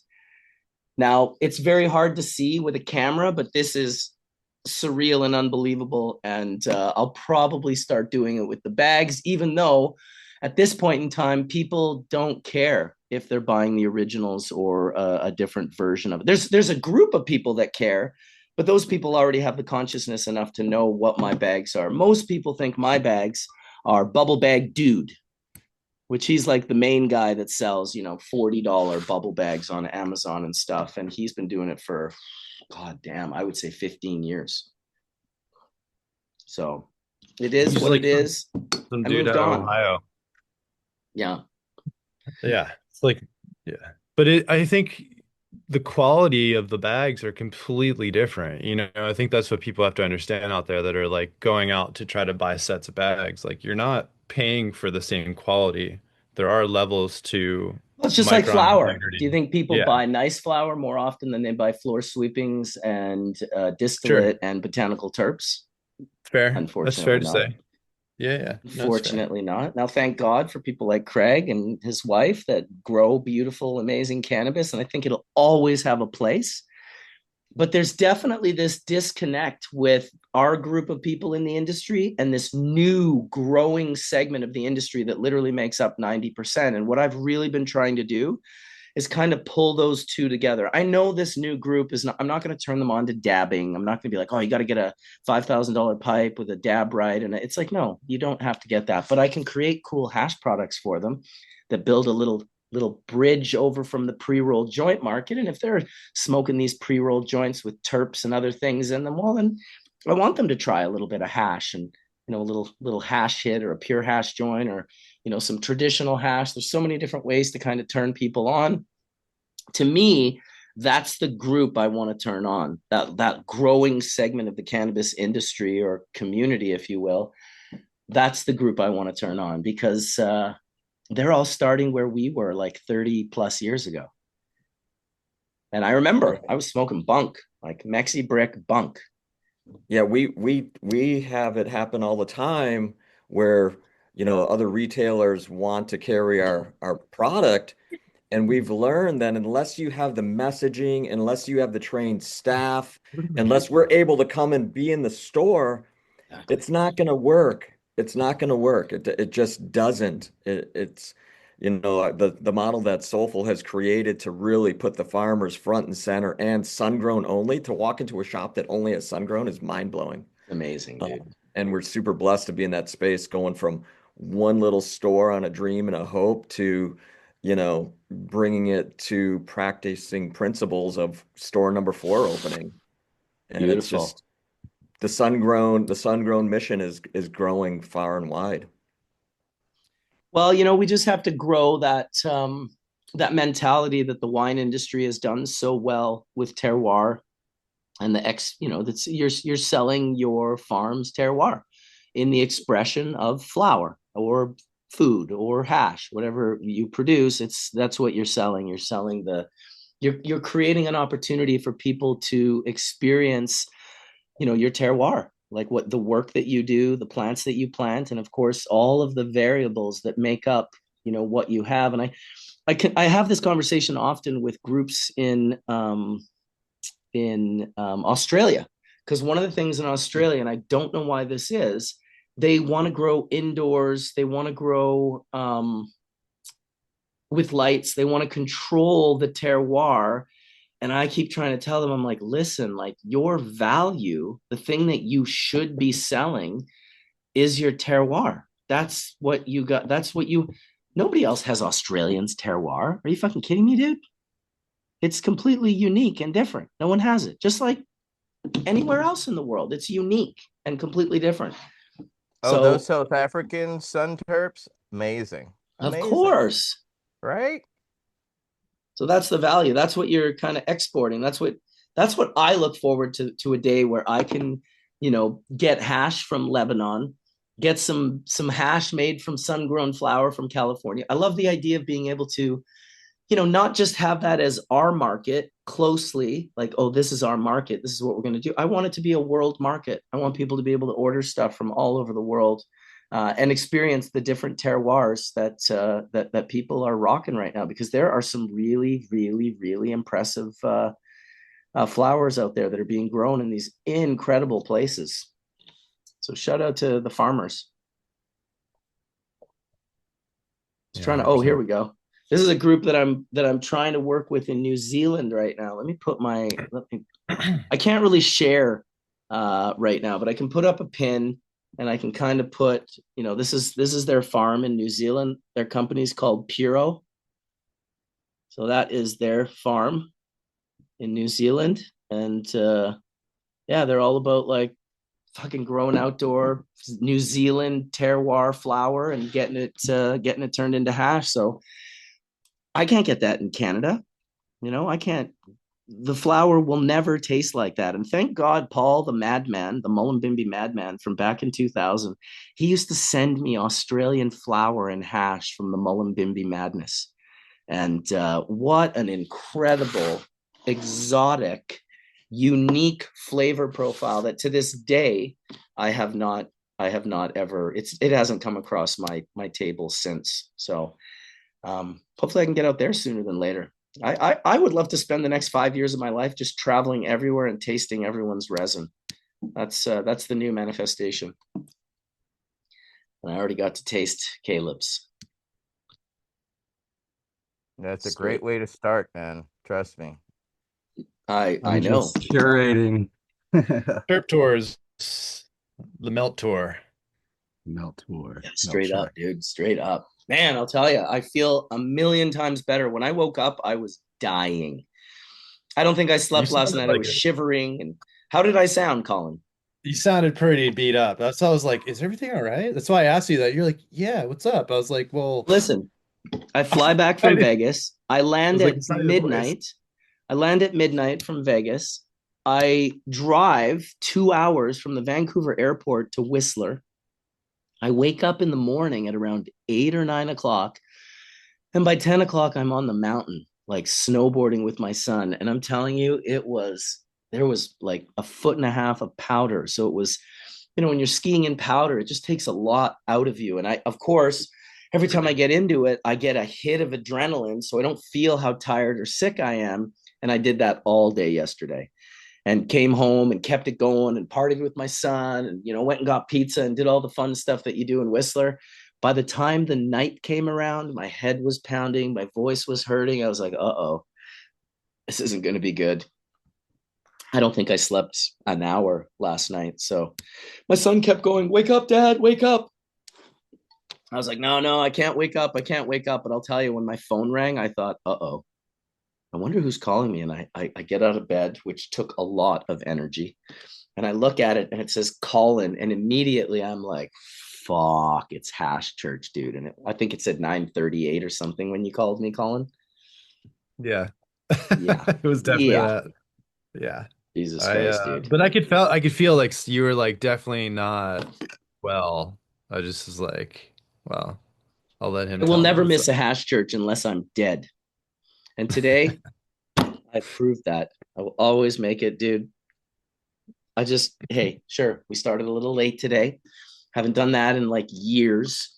But what a great crew we have that just sat around and chatted in the chat room and basically like didn't leave. Was just like, no, we're not leaving. We're gonna just wait to see what pans out. Maybe Hash Church will still happen. So shout out to all of you guys that are in the room still 40 minutes after Hash Church starts. You guys are still rocking it, and that is just awesome. That is just awesome. Just dying. And I'm like, I'm doing Hash Church. My wife was like, are you seriously doing Hash Church today? I'm like, yeah, I'm seriously doing Hash Church today. In fact, I bet you I'm going to go snowboarding after this. get slash and turns for me, man. I was jelly, dude. A foot a pal. Just coming back Oh, from it a was more. flight. It was like a foot and a half. It was So it was sick. insane. Yeah, it was really it was It's one wonderful here. thing we Maybe have to do is go ride together. That's like on my bucket list is to go up and ride with you. let's do it. So Yeah. this was yesterday on the mountain. Dude, that was from Vegas to Whistler. And it didn't say like on the page it was like, oh, it's not that good up there, so it kept a lot of people from going. But I mean, I don't know how you look when you see that, but I see heaven when I see that. Some people are like, oh, the lineup's long. I'm like, so what? Like, what are you talking about? It's multi-millions of dollars of infrastructure that takes me to the top of the mountain so I can ride a plank down. Like, I don't think there's a thing I like doing more when it comes to feeding my soul than snowboarding on a mountain. So I'm gonna have to do a Legends of Whistler. You definitely should do a little ride sesh. I like surfing too for those same reasons. It's like very it's like what there's like very it's like music is similar. Like it's you can get out of your head and just be in the moment. 100%. And it's so dope. It's and the difference between surfing is that you paddle yourself up and over the mountains and then you paddle yourself into those mountains and you ride them. So Yeah, we don't have a ton of surfing, but we do have a place called Tofino. It's on the West Coast, and most snowboarders in the winter will be up here in Whistler. And once the summer comes, they all go to Tofino, and you can get some pretty nice surfing up there. Obviously, it's the Pacific Ocean and it's cold, so you definitely want to wear a wetsuit. It's not Hawaii surfing by any means, but it's nice that we have it still. And I would definitely agree with you as well. Surfing, snowboarding, and I would also add scuba diving. Because when oh I'm yeah. scuba diving and I'm 20 or 30 or 40 or 50 feet down and I Yeah. can't hear anything but my Darth Vader like breath, it's this incredible soundtrack to your experience, which is your life. And I don't know if you guys ever saw KRS-One speak about his breath. And he said, if I hold my breath, I will pass out. But my body will continue to work, my brain will continue to work, and everything will continue to work. So he came to the conclusion that breath was consciousness, right? You don't have consciousness without breath. The minute you stop breathing for about a minute or two or three or four, you'll pass out. You'll lose consciousness. And I thought, what an incredible concept. Like I'd never thought of that before, that like, consciousness is all around us. It's in the air that we breathe. And if you stop breathing the air, your brain will still work, your body will still work, everything will work, but you'll lose consciousness. And when I saw KRS say that, I thought, man, that is fucking awesome. So, Sure. and I guess it's why we breathe in the consciousness of hash, and it changes the way we look at the world, right? Because you're looking at a sort of different consciousness, a different version of consciousness, which I suspect there are many, many, many of them. The good old acid spray. Oh my goodness. Didn't we have the guy on? Which guy? That was like 3 months ago. That was the holographic. I remember Yes, we having did. him on. We had him Did. on for a minute. He was in LA or something. Yeah, he's in San Yeah, Diego. cool. Yeah, Awesome. super good dude. He'll come back on again as well. And he'll have to start planning some good shows for next year. We almost did an entire year of Hash Church. So we have 3 more episodes left. And we'll have done 52 episodes of Hash Church just this year alone, which that's That's that's dedication. that's something. Yeah, it's great. It's awesome. Consistency, Absolutely. man. Consistency, even when you're dying in bed and shivering and wet. And I was like, oh my God, like this is, I'm like, oh my God, I got this shitty computer that's like barely works and it's the screen's like this big. So it's like, I'm like, you know what? It doesn't matter. I'm running Hash Church today. I'm not giving up. And thank you guys for showing up and not giving up as well. Of course, man. Well, Yeah, absolutely. Dedicated, man. yeah. For real. It's like Well, showing I up love learning. to a show. Got to show up. Yeah. Let the show, play the show, While I was in Vegas, Dr. Mark hit me up. LFG, let's fucking go. And then sent me all the links to fish at the Sphere at the end of April. 3 weekends in Yeah. April, 3 days of shows, 9 shows total. I did not go to the Sphere, but I did catch it here and there in photos while I was driving around Vegas.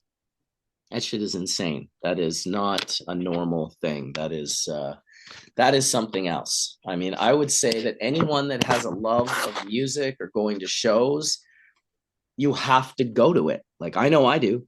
Just looking at it. At one point in time, it was kind of the daytime, and the video. There's video on the outside, and then all of a sudden, the video kind of went off, and I was like, "Oh shit!" You could see the structure of it, and it was like you could see through it. And so I was talking to the cab driver. I'm like, "That's so cool that you can see that." And he goes, "Yeah, that's not real." I said, "What?" He said, "It's not real. It's just video. You can't see through it." I was like, "Are you fucking kidding me?" Because it looked like you could see right through it. You could see like the metal components with holes in it. You could see the light from the other side of the sky. He said that is 1000% a video.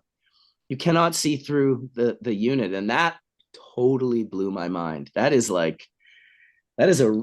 real fuckery right there. Cause I 1000%, I could tell when it had a video on it and there was like a big eye with a dinosaur coming out or some other crazy shit. But it looked so real when the lights kind of went off and all of a sudden you could see this sort of scaffolding and the metal structure and you could see through it. And my cab driver was like, yeah, that's completely not real. Pretty trippy.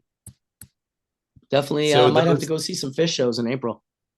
yeah, so you should, yes, we all have to go. So those that are like really, really deep cut fans, if you're going to the Sphere, stand in the hallways, and when you're in the hallways, try to find a quiet place because what's playing is all of Trey's personal guitar music that he's never ever released ever.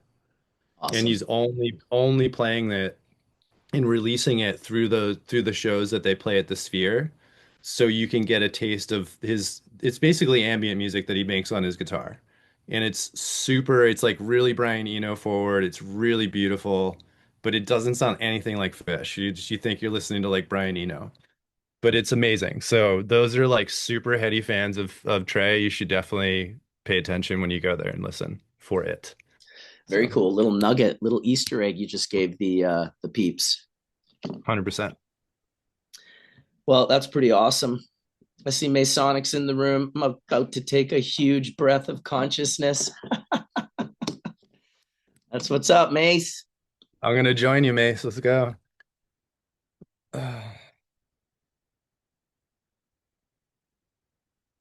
Part of me wants to take a dab, but part of me is like, we'll die if I do it. No, don't take a What do you think, dab. sweetie? Should I take a dab?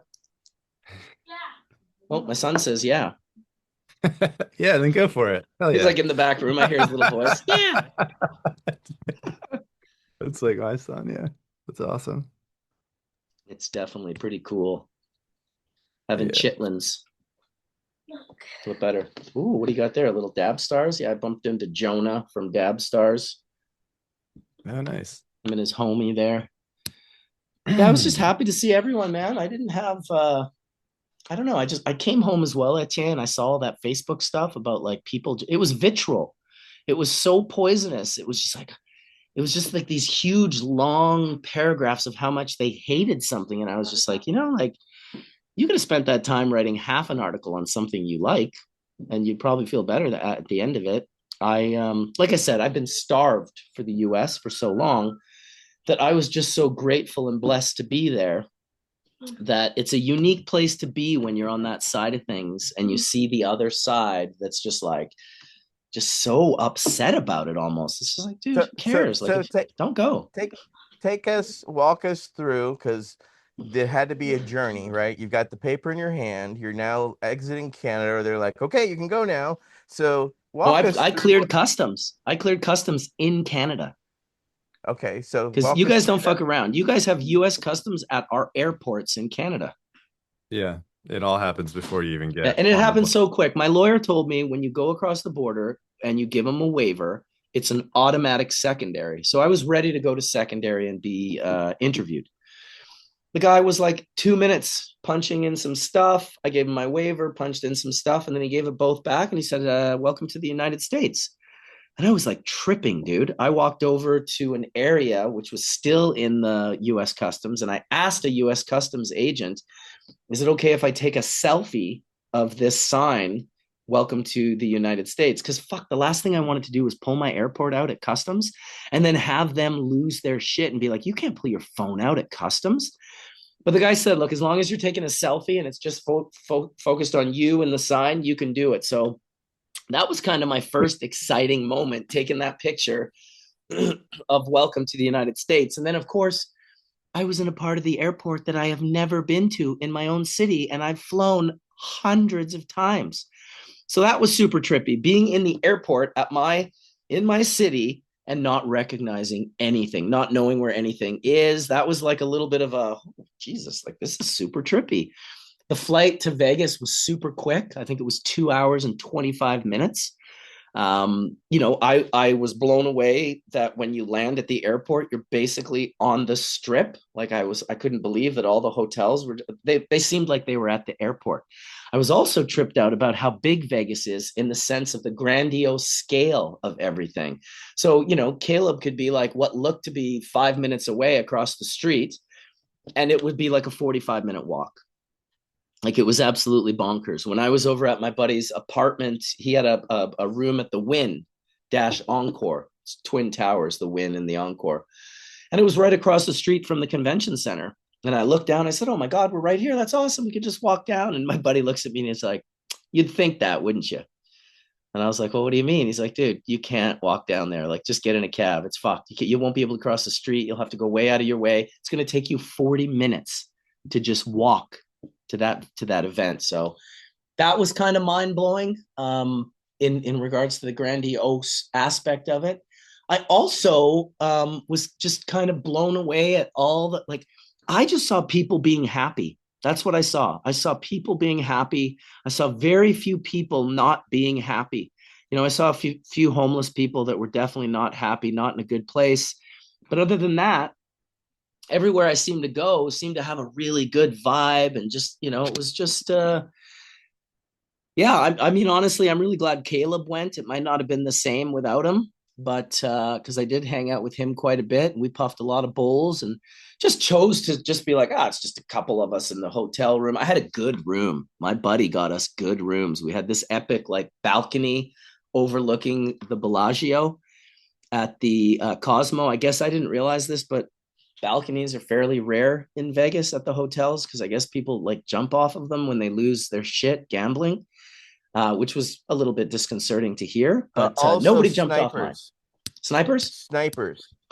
Yeah, remember that was that shooting of 500 people a few years ago in Vegas. So yeah, they're getting less and less. Jesus, it's insane. Can't you just do it through the window? Little hole with a little glass cutter, setting up your Definitely sniper seen that in shit. a movie. Yeah, of course you have. So yeah, I think I'm going to be heading over to Denver next month. I'm going to go visit my partners there, and they They have an event set up for January 12th. I believe it's with a singer and a DJ, but they suggested it would be really cool if I could make it. So I was thinking of maybe going to Denver in January. And then who knows from there where I will go. It's like I'm a kid in a candy store. I have this waiver. It's both for business and pleasure. It's in the name of my company, Bubble Man Brand, which I couldn't believe that Homeland Security gave me a waiver in the name of my company.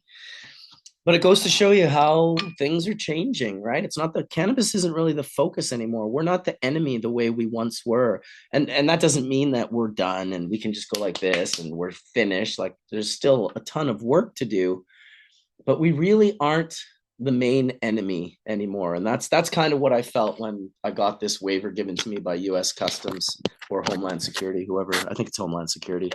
I just felt like fucking A, man. Like I'm finally on the other side of this where I don't think any of you can imagine what it's like to be kept from somewhere for 30 years. And not only somewhere, but the somewhere where I've had the biggest effect. So I've never, you know what I mean? Like, yeah, I go to Spain and I go to Germany and I go to these places and I meet people and they're like, oh, wow, that's so glad you.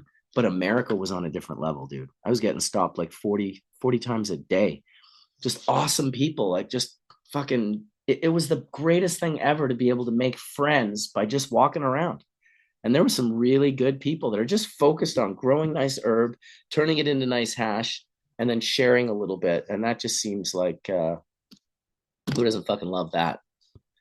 Amazing. Hey, speaking of international stuff, I want to say that we got our group NCOD has given us the authorization for our Wade Laughter honorary situation that we're going to do in Vienna. And now, yeah, and Caleb's coming on and has become part of our international team. So, yeah, Caleb's going to be holding down the fort for us. Now, we will submit. We do not know the time or date. We won't know for about a month before. But Caleb will actually have credentials and an access in. So if y'all want to do something, it's going to be in the middle of the night because it's going to be Vienna time, or we can record that separate and get the recording to you, Marcus, for running on a Sunday, or something like that. But we'll keep you posted. It's still a lot of static in play, but Forrest is coming, and then Monica as well. So they're both in the midst of getting their passports and all that. And then, And when is yeah, that? that will be March 9th through 13th. That's when we will be in Vienna, and the side events will be announced the month before, and we'll know what specific date and time.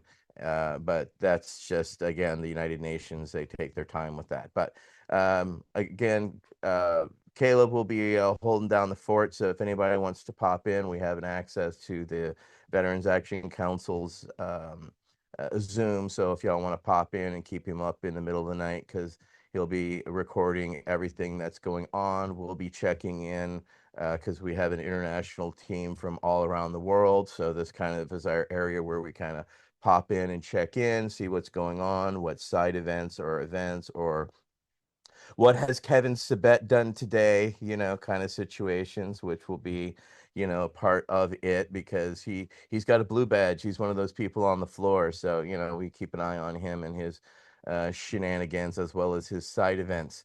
So, yeah, yeah, yeah. Is he just a hateful liar? Is that what that guy is? Like, does he believe what he's saying or is he a paid That shill? man is a lie factory. No, he believes absolutely everything he says. I watched his presentation for an hour, and I have it. I have the slides. It's at a severe angle, and the lies per minute would make Donald Trump blush. But he controls his room. He controls the discussion. There is no discussions. There's no reactions. Um, we're actually having to get permission to have reactions.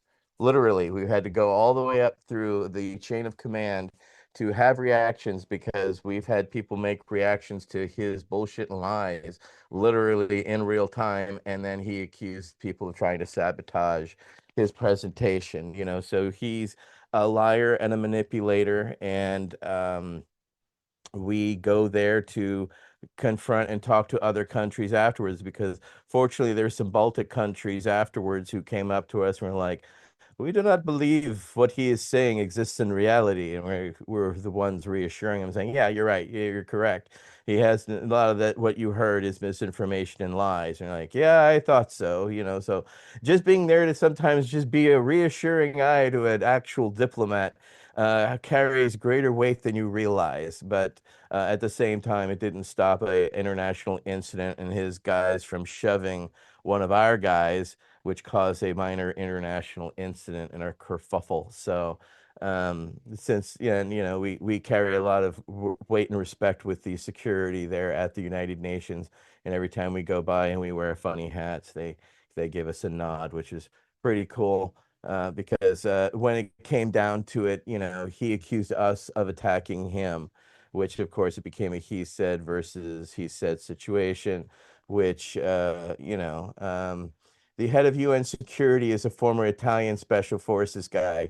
And so we just spoke to him military to military, and he completely understood the situation. So, again, sometimes it's just those things by being on the ground you don't get from Zoom. But yep, we'll be back there in March again, just doing what needs to be done. And you were actually talking to Jolly Roger. So we may actually be getting Puffco out into the UN. So, we'll see how that all goes.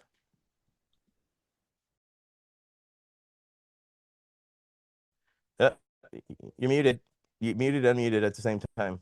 Oh wow, I doubled it up. I was just saying, awesome work. I mean, shit, it's obviously important. It's crazy now to hear like Austria and be like, oh, I could go to Austria, but I'm like, I got all these American trips I need to make. I've been to Europe so many times in the last 25 years. Like, I gotta go. I was wondering how long it will take me to visit like half the states. Well, it's you want to spend quality time, right? You're not, I think your liver and your bowels, but probably from eating all the strange and rich foods, I think may finally take you out of the game, but a little bit, but just Possible. pace yourself. Just pace Yep. yourself. You'll get there. That's just 1 year. You'll get it again. So, you'll get what you want. And what do you want?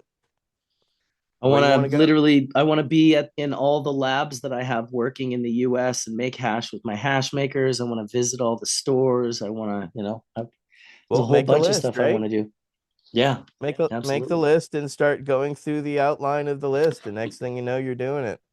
You know. Yeah, that list started with Vegas, so I have been doing it. So far, so good. What a crazy place to go for my first trip to America in almost 30 years. Like that place is bonkers. Dude, it's surreal as it is, much less than you add cannabis to it. Remember I had dispensary there, New Leaf on Twain Avenue.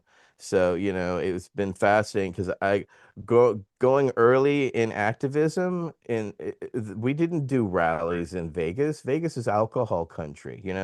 And one of the things I have, you were saying the other day about, how a letter that you're gonna frame, I have a letter from the sheriff for my grow there in Nevada. And I have that letter saying, "Hi, just want to let you know you're authorized to grow, marijuana, and it's just one of those letters you just never dreamed you'd get a letter from a sheriff's office saying you're good to go to grow and sell your weed. It's just one of those surreal things. You're just like, yes, yes, life, you're fucking awesome. Yeah. It's But you nice when got to it comes try, through. right? That's Yeah. why you get to go try these Bubble Man brands because you took the chance. These people lived up to the expectation, and now you get to taste the fruits of your labor that you literally laid years to do. So that's a great deal of pride, man. And that's where I'd start. I'd go visit all my places and taste all my hash, right? It's yours. Yeah. You created it. Yeah. Some guy just said, seems MJ Biz was a bust. No one there this year. I saw thousands of people there. I know it wasn't the same. Jair was telling. I bumped into Jair from Dutch Horticultural, old Gavita owner, and he was telling me that as well. His perspective was that I used to go here I think he was in our room telling the story at one point, Caleb, where he said that he did $3 million in business on the first day of MJ BizCon. He wrote $3 million, and then the next day he did four. And so obviously that's not happening anymore, but there was definitely thousands of people at MJ Biz this year. People that I hadn't seen in a long time, and people I'd like walk up. I see Shiloh in the background. I walk up to him and I whisper in his ear, "They let me into America." And just having my friends turn around and be like, "What the fuck?" Kind of looking at me, but like not quite understanding. Man, that was probably one of my favorite parts of being at the event. Just walking up to people and being like, "Yeah, dude, they let me in." I saw Matt Stang from High Times Magazine. I hadn't seen Matt in years in person. I used to see him in Amsterdam all the time, and then he had that crazy problem. It was there's the dog face and the dog face farms shot. That dude in the hat right there, this guy, he's the farmer in Oregon for Dog Face Farms. This dude was like the chillest dude ever. They were just hilarious, man. I will definitely be looking forward to heading back to the US. So many different places, East Coast, South, West, everywhere. I just want to check it all out. So many great people. America is full of amazing people, dude. Like I tell you, it really is. I don't know if you guys realize that or not, but it is really like very unique. There's no other place in the world Oh, like the US. And it's easy dude, to like, you should, bitch about it, but I'm pretty stoked you, on it. you want to go photograph some cool wildlife? We should go to Yellowstone. I do, and we will.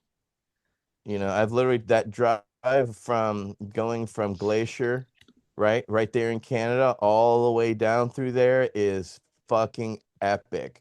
The Montana and all through there, all the striations and all the layers of the sediment and earth is just, and it's huge and it's very fun while high. I mean, it's just absolutely just amazing. And then, uh, Yellowstone's random, right? What you see from elk to bear to moose to all that, but you see a lot of that stuff also in Canada. So, Well, that's listen, maybe not one the of the US. reasons I wanted to go back to the US as well, first and foremost, my friends and the people. That's first and foremost. But a close second, the epic nature, man. Like the epic nature. The US is a beautiful country. You have absolutely like I want to go to Utah.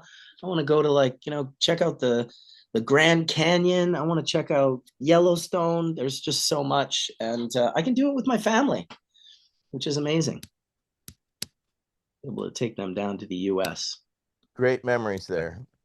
Yeah, exactly. Dude, your photos from South Africa. Holy shit, dude. I gotta come with you next time you go there because that was like Oh that's yeah, what I dude. need. Dab safaris, man. That is the way to safari. Dabbing the whole time. It's without a doubt my favorite way to safari. Yeah, because yeah, next thing you know, you're 5 feet away from an elephant, and you're like, what the fuck? Yeah, it's crazy. Yeah, nature's lit, man. So go Nature's enjoy it. lit. And Listen, I especially the was family. It's a great way to make great memories with the family is taking them on a drive like that. Take them from Glacier, the other side of Glacier, and then come down to Yellowstone, swing over to Utah, and back up and hit all the national parks in between. Epic, epic. hanging. Worth renting something stateside and then just driving around and doing it, dude. It's well worth it. Years ago, when I was living on the ocean at Monte Zambert, I had a waterfront property in the early 2000s. My kids were actually born in that house, both my son and daughter, the older ones. And I remember being at my house and there's a marina next door. And I looked out the window at the marina and I thought, what the fuck is that? And I swore it was an elephant, not in a cage, just like walking around. And so I grabbed my daughter. She was like 3 years old at the time. I said, "Hey, let's walk down to the marina. I think there's some stuff going on over there." And I walked down to the marina and they've got an elephant and a giraffe and some other small animals. And I'm just like, this elephant it's just walking around. is just walking around eating like the grass next to the marina. And I got a few pictures with my daughter. There's a picture of my daughter like 10 feet from this elephant. And what they were doing is they were filming a movie, and they brought this elephant and giraffe in for this scene that they were filming. And it was right at my house. It was the most surreal thing ever to see these animals like in West Vancouver at a marina. It was like my brain just wasn't accepting it.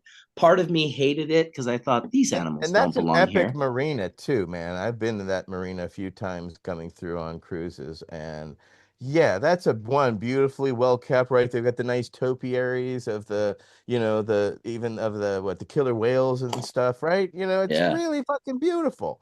So to Yeah. see elephants there, yeah, that's It made no that's that's sense. that's a This Salvador one, Dali moment. it was a Salvador Dali moment. And the picture I took of my daughter standing in front of it, I remember going back home and my wife was like, she's like, what is that? Do they not have that elephant like in any way protected? Like, or what if that elephant loses its mind? She's like, Trinity was just right next to it. I'm like, yeah, it was super mellow. There was like, they didn't have it. Like, what do? You put a chain on an elephant? Like, come on. There was no leash for this elephant, let's just say. But she was in mom mode going, you let our child next to a wild beast, Correct. Mr. Bubble Man. Yeah. Mr. Maybe not thinking super hard. And I get to go snowboarding today here in a very short period of time. I'm pretty excited about that.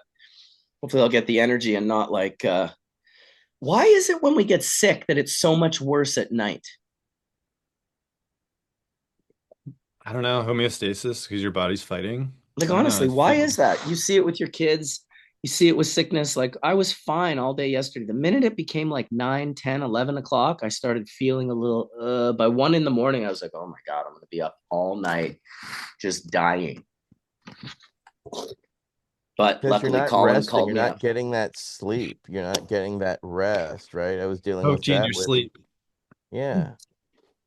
Yeah, I do. I think I slept like 5 hours a night in Vegas. It wasn't very conducive to sleeping, which obviously I learned that from the movies. I did go to Piero's, Piero. It's kind of an old school Las Vegas place.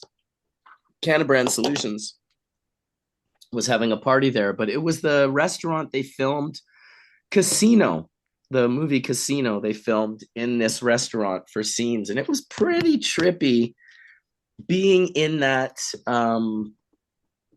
sort of cultural, this thing that's embedded. I was like, oh my God, this place looks so familiar. And my buddy's like, yeah, dude, they filmed Casino in here. I thought, well, that's kind of cool.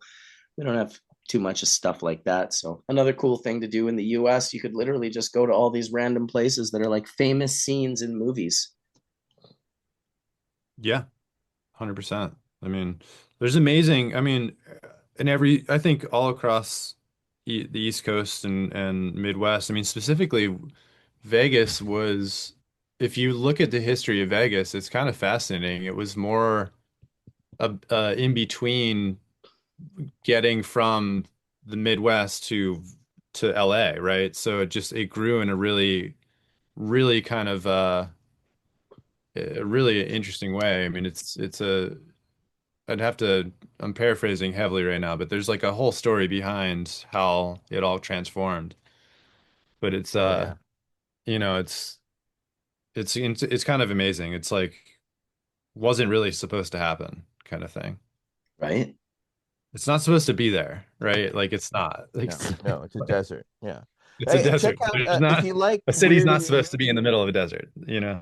if you like weird and unique things, check out there's a book called Weird USA, which kind of gives just odd destinations, of course, like the Winchester House in San Jose. But there's also an app called Road Trippers. So if you're gonna do road trips, you want to find off the beaten, weird, cool shit to just along the way. That app is lots of fun because I found all kinds of just weird, dinosaurs shit along Route 66 and stuff like that that you just randomly find, but it's cool to have them in a place where you can directly go. So if anybody else has any others, Dinosaur that's shit, those are eh? those are you see the normal stuff, but it's also nice to see the weird shit. Like there's this weird castle in like Tennessee. There's on the way up to Washington, there's this building that this guy has never stopped building on that just kind of towers out of nowhere. There's just all kinds of weird shit all through America. World's biggest, twine ball and shit like that. Well, I feel like I definitely started in a good place for weirdness being in Oh, you Vegas. definitely kicked off the weird place to go, man. Dude, and it was just nonstop acid spritzers around me and fucking gummies with fucking. I ended up doing some mushrooms and some mescaline, and it was quite lovely. Just a very just mellow, I wasn't tripping by any means, but just like a nice little like, oh, like these are just how nice is that that's just available. That you can get a cactus gummy or a mushroom gummy or a LSD spritzer, right? With like 1/20th of a hit per squeeze, which I didn't do because I knew if I did one, I would do 40. Like my buddy Ted. He's fucking loving it. Well, I don't know, guys. What have we been going for? A couple hours? Yeah, a little more. Almost 3. No Oh no, way. no. It'd be 2 for sure. Yeah, yep. You're Bowman gonna be kicking off 2026. soon because I Yeah, know Caleb drove from yesterday from Vegas. I'm gonna go see him in a couple of hours. So, that is awesome. You guys are going to go smoke that joint. and collect our 12 Days of Christmas. Yeah, 12 other ones. Oh, shit. The 12 J's of Christmas, dude. Yep, from 12 different farms all over Northern California, all selected and into pre-rolls into a nice box. So, yeah, it's the advent calendar I've always wanted. I missed out on it last year, so I didn't want to miss it this year because I've always dreamed of something, because they're always cheap and crappy. I was like, man, if somebody needs to do one with hash, like Yes, that's all the me. 25-day calendar with Yeah. all hashes from This different is this places is around my the world. son's advent calendar See, for we need this. that, but with a jar of hash, with nice gram of each one. Now, absolutely happy to pay for it. You know what I'm Dude, look how saying? psychedelic this looks. And it has to be. You're gonna put Yeah. hash in something, it's got to be sick. But I mean, that's to attract kids, right? So, My son's but loving that's this thing, dude. and then keychains. This is what he got. This is what he got the last time. It's like a squishy diamond. That's what he got out of his advent calendar. Imagine if this was just a THCA diamond Oh, yeah. Or a out of gummy. out of the advent. Yeah, it could be a gummy too. It's Would be very sick. soft. I wonder what he got Right? today. New tech, It's all soft about tech, the new. It's all about the new tech, man. soft tech, Well, dude, I want to thank you guys for coming on today. I think that's about as much as I have in me. I still have to do some other things today, but I'm very glad that we didn't miss out. Shout out to Puffco and the Press Club and That's Bubble Mike. Bags. What's that? Oops, sorry. Sorry, I was my friend Mike Davis has just arrived. Sorry, Oh, my nice. apologies. Well, shout But out my to wife Mike is on. Davis and your wife. Yay! And thank you, Colin, for calling me and making Hash Church happen today because that would really sucked. I've been trying to get the whole year of Hash Church done without missing one. And I'm so glad that you woke me up, dude, even though I felt like I was the living dead. I'm Yeah, gonna we try would have and to do a whole Go other get better. year in a row. right. So thanks Go everyone shred. for watching. Yeah, I'm gonna go shred, dude. I'm gonna go shred in the next hour anyway. I'm gonna go have a hot tub and kind of get my body right, and then I'll head out there. And last night we did the full skiing, and then afterwards there's this place called Handlebar Pizza, and it is one of the greatest pizza places in Whistler. It's really like got that roots sort of like the thing that Vale and the big companies are trying to kill. It's got that. It's got that like homey sort of like this is like a mount, and it's a newer place, so it's not like it's been in Whistler for 30 years. Mostly the only places that have that feeling have been here for so long, but these guys created just a great local vibe. They make incredible pizza, and they do a spicy honey drizzle that you can get to put all over your pizza, and it is so fucking good. I'm gonna have some tonight, in fact, after I ride again. So as always, Apologize for coughing. I'm still dying over here. I want to thank Bingo Lombardi for holding it down in the chat, and all of the locals that we have in there that have been, locals in the sense that are regulars. Shout out to all of them. Really appreciate you guys. We will be back next week. I can promise you that. And in the meantime, may the full melt bless your bowl sooner than later. Peace out, everybody.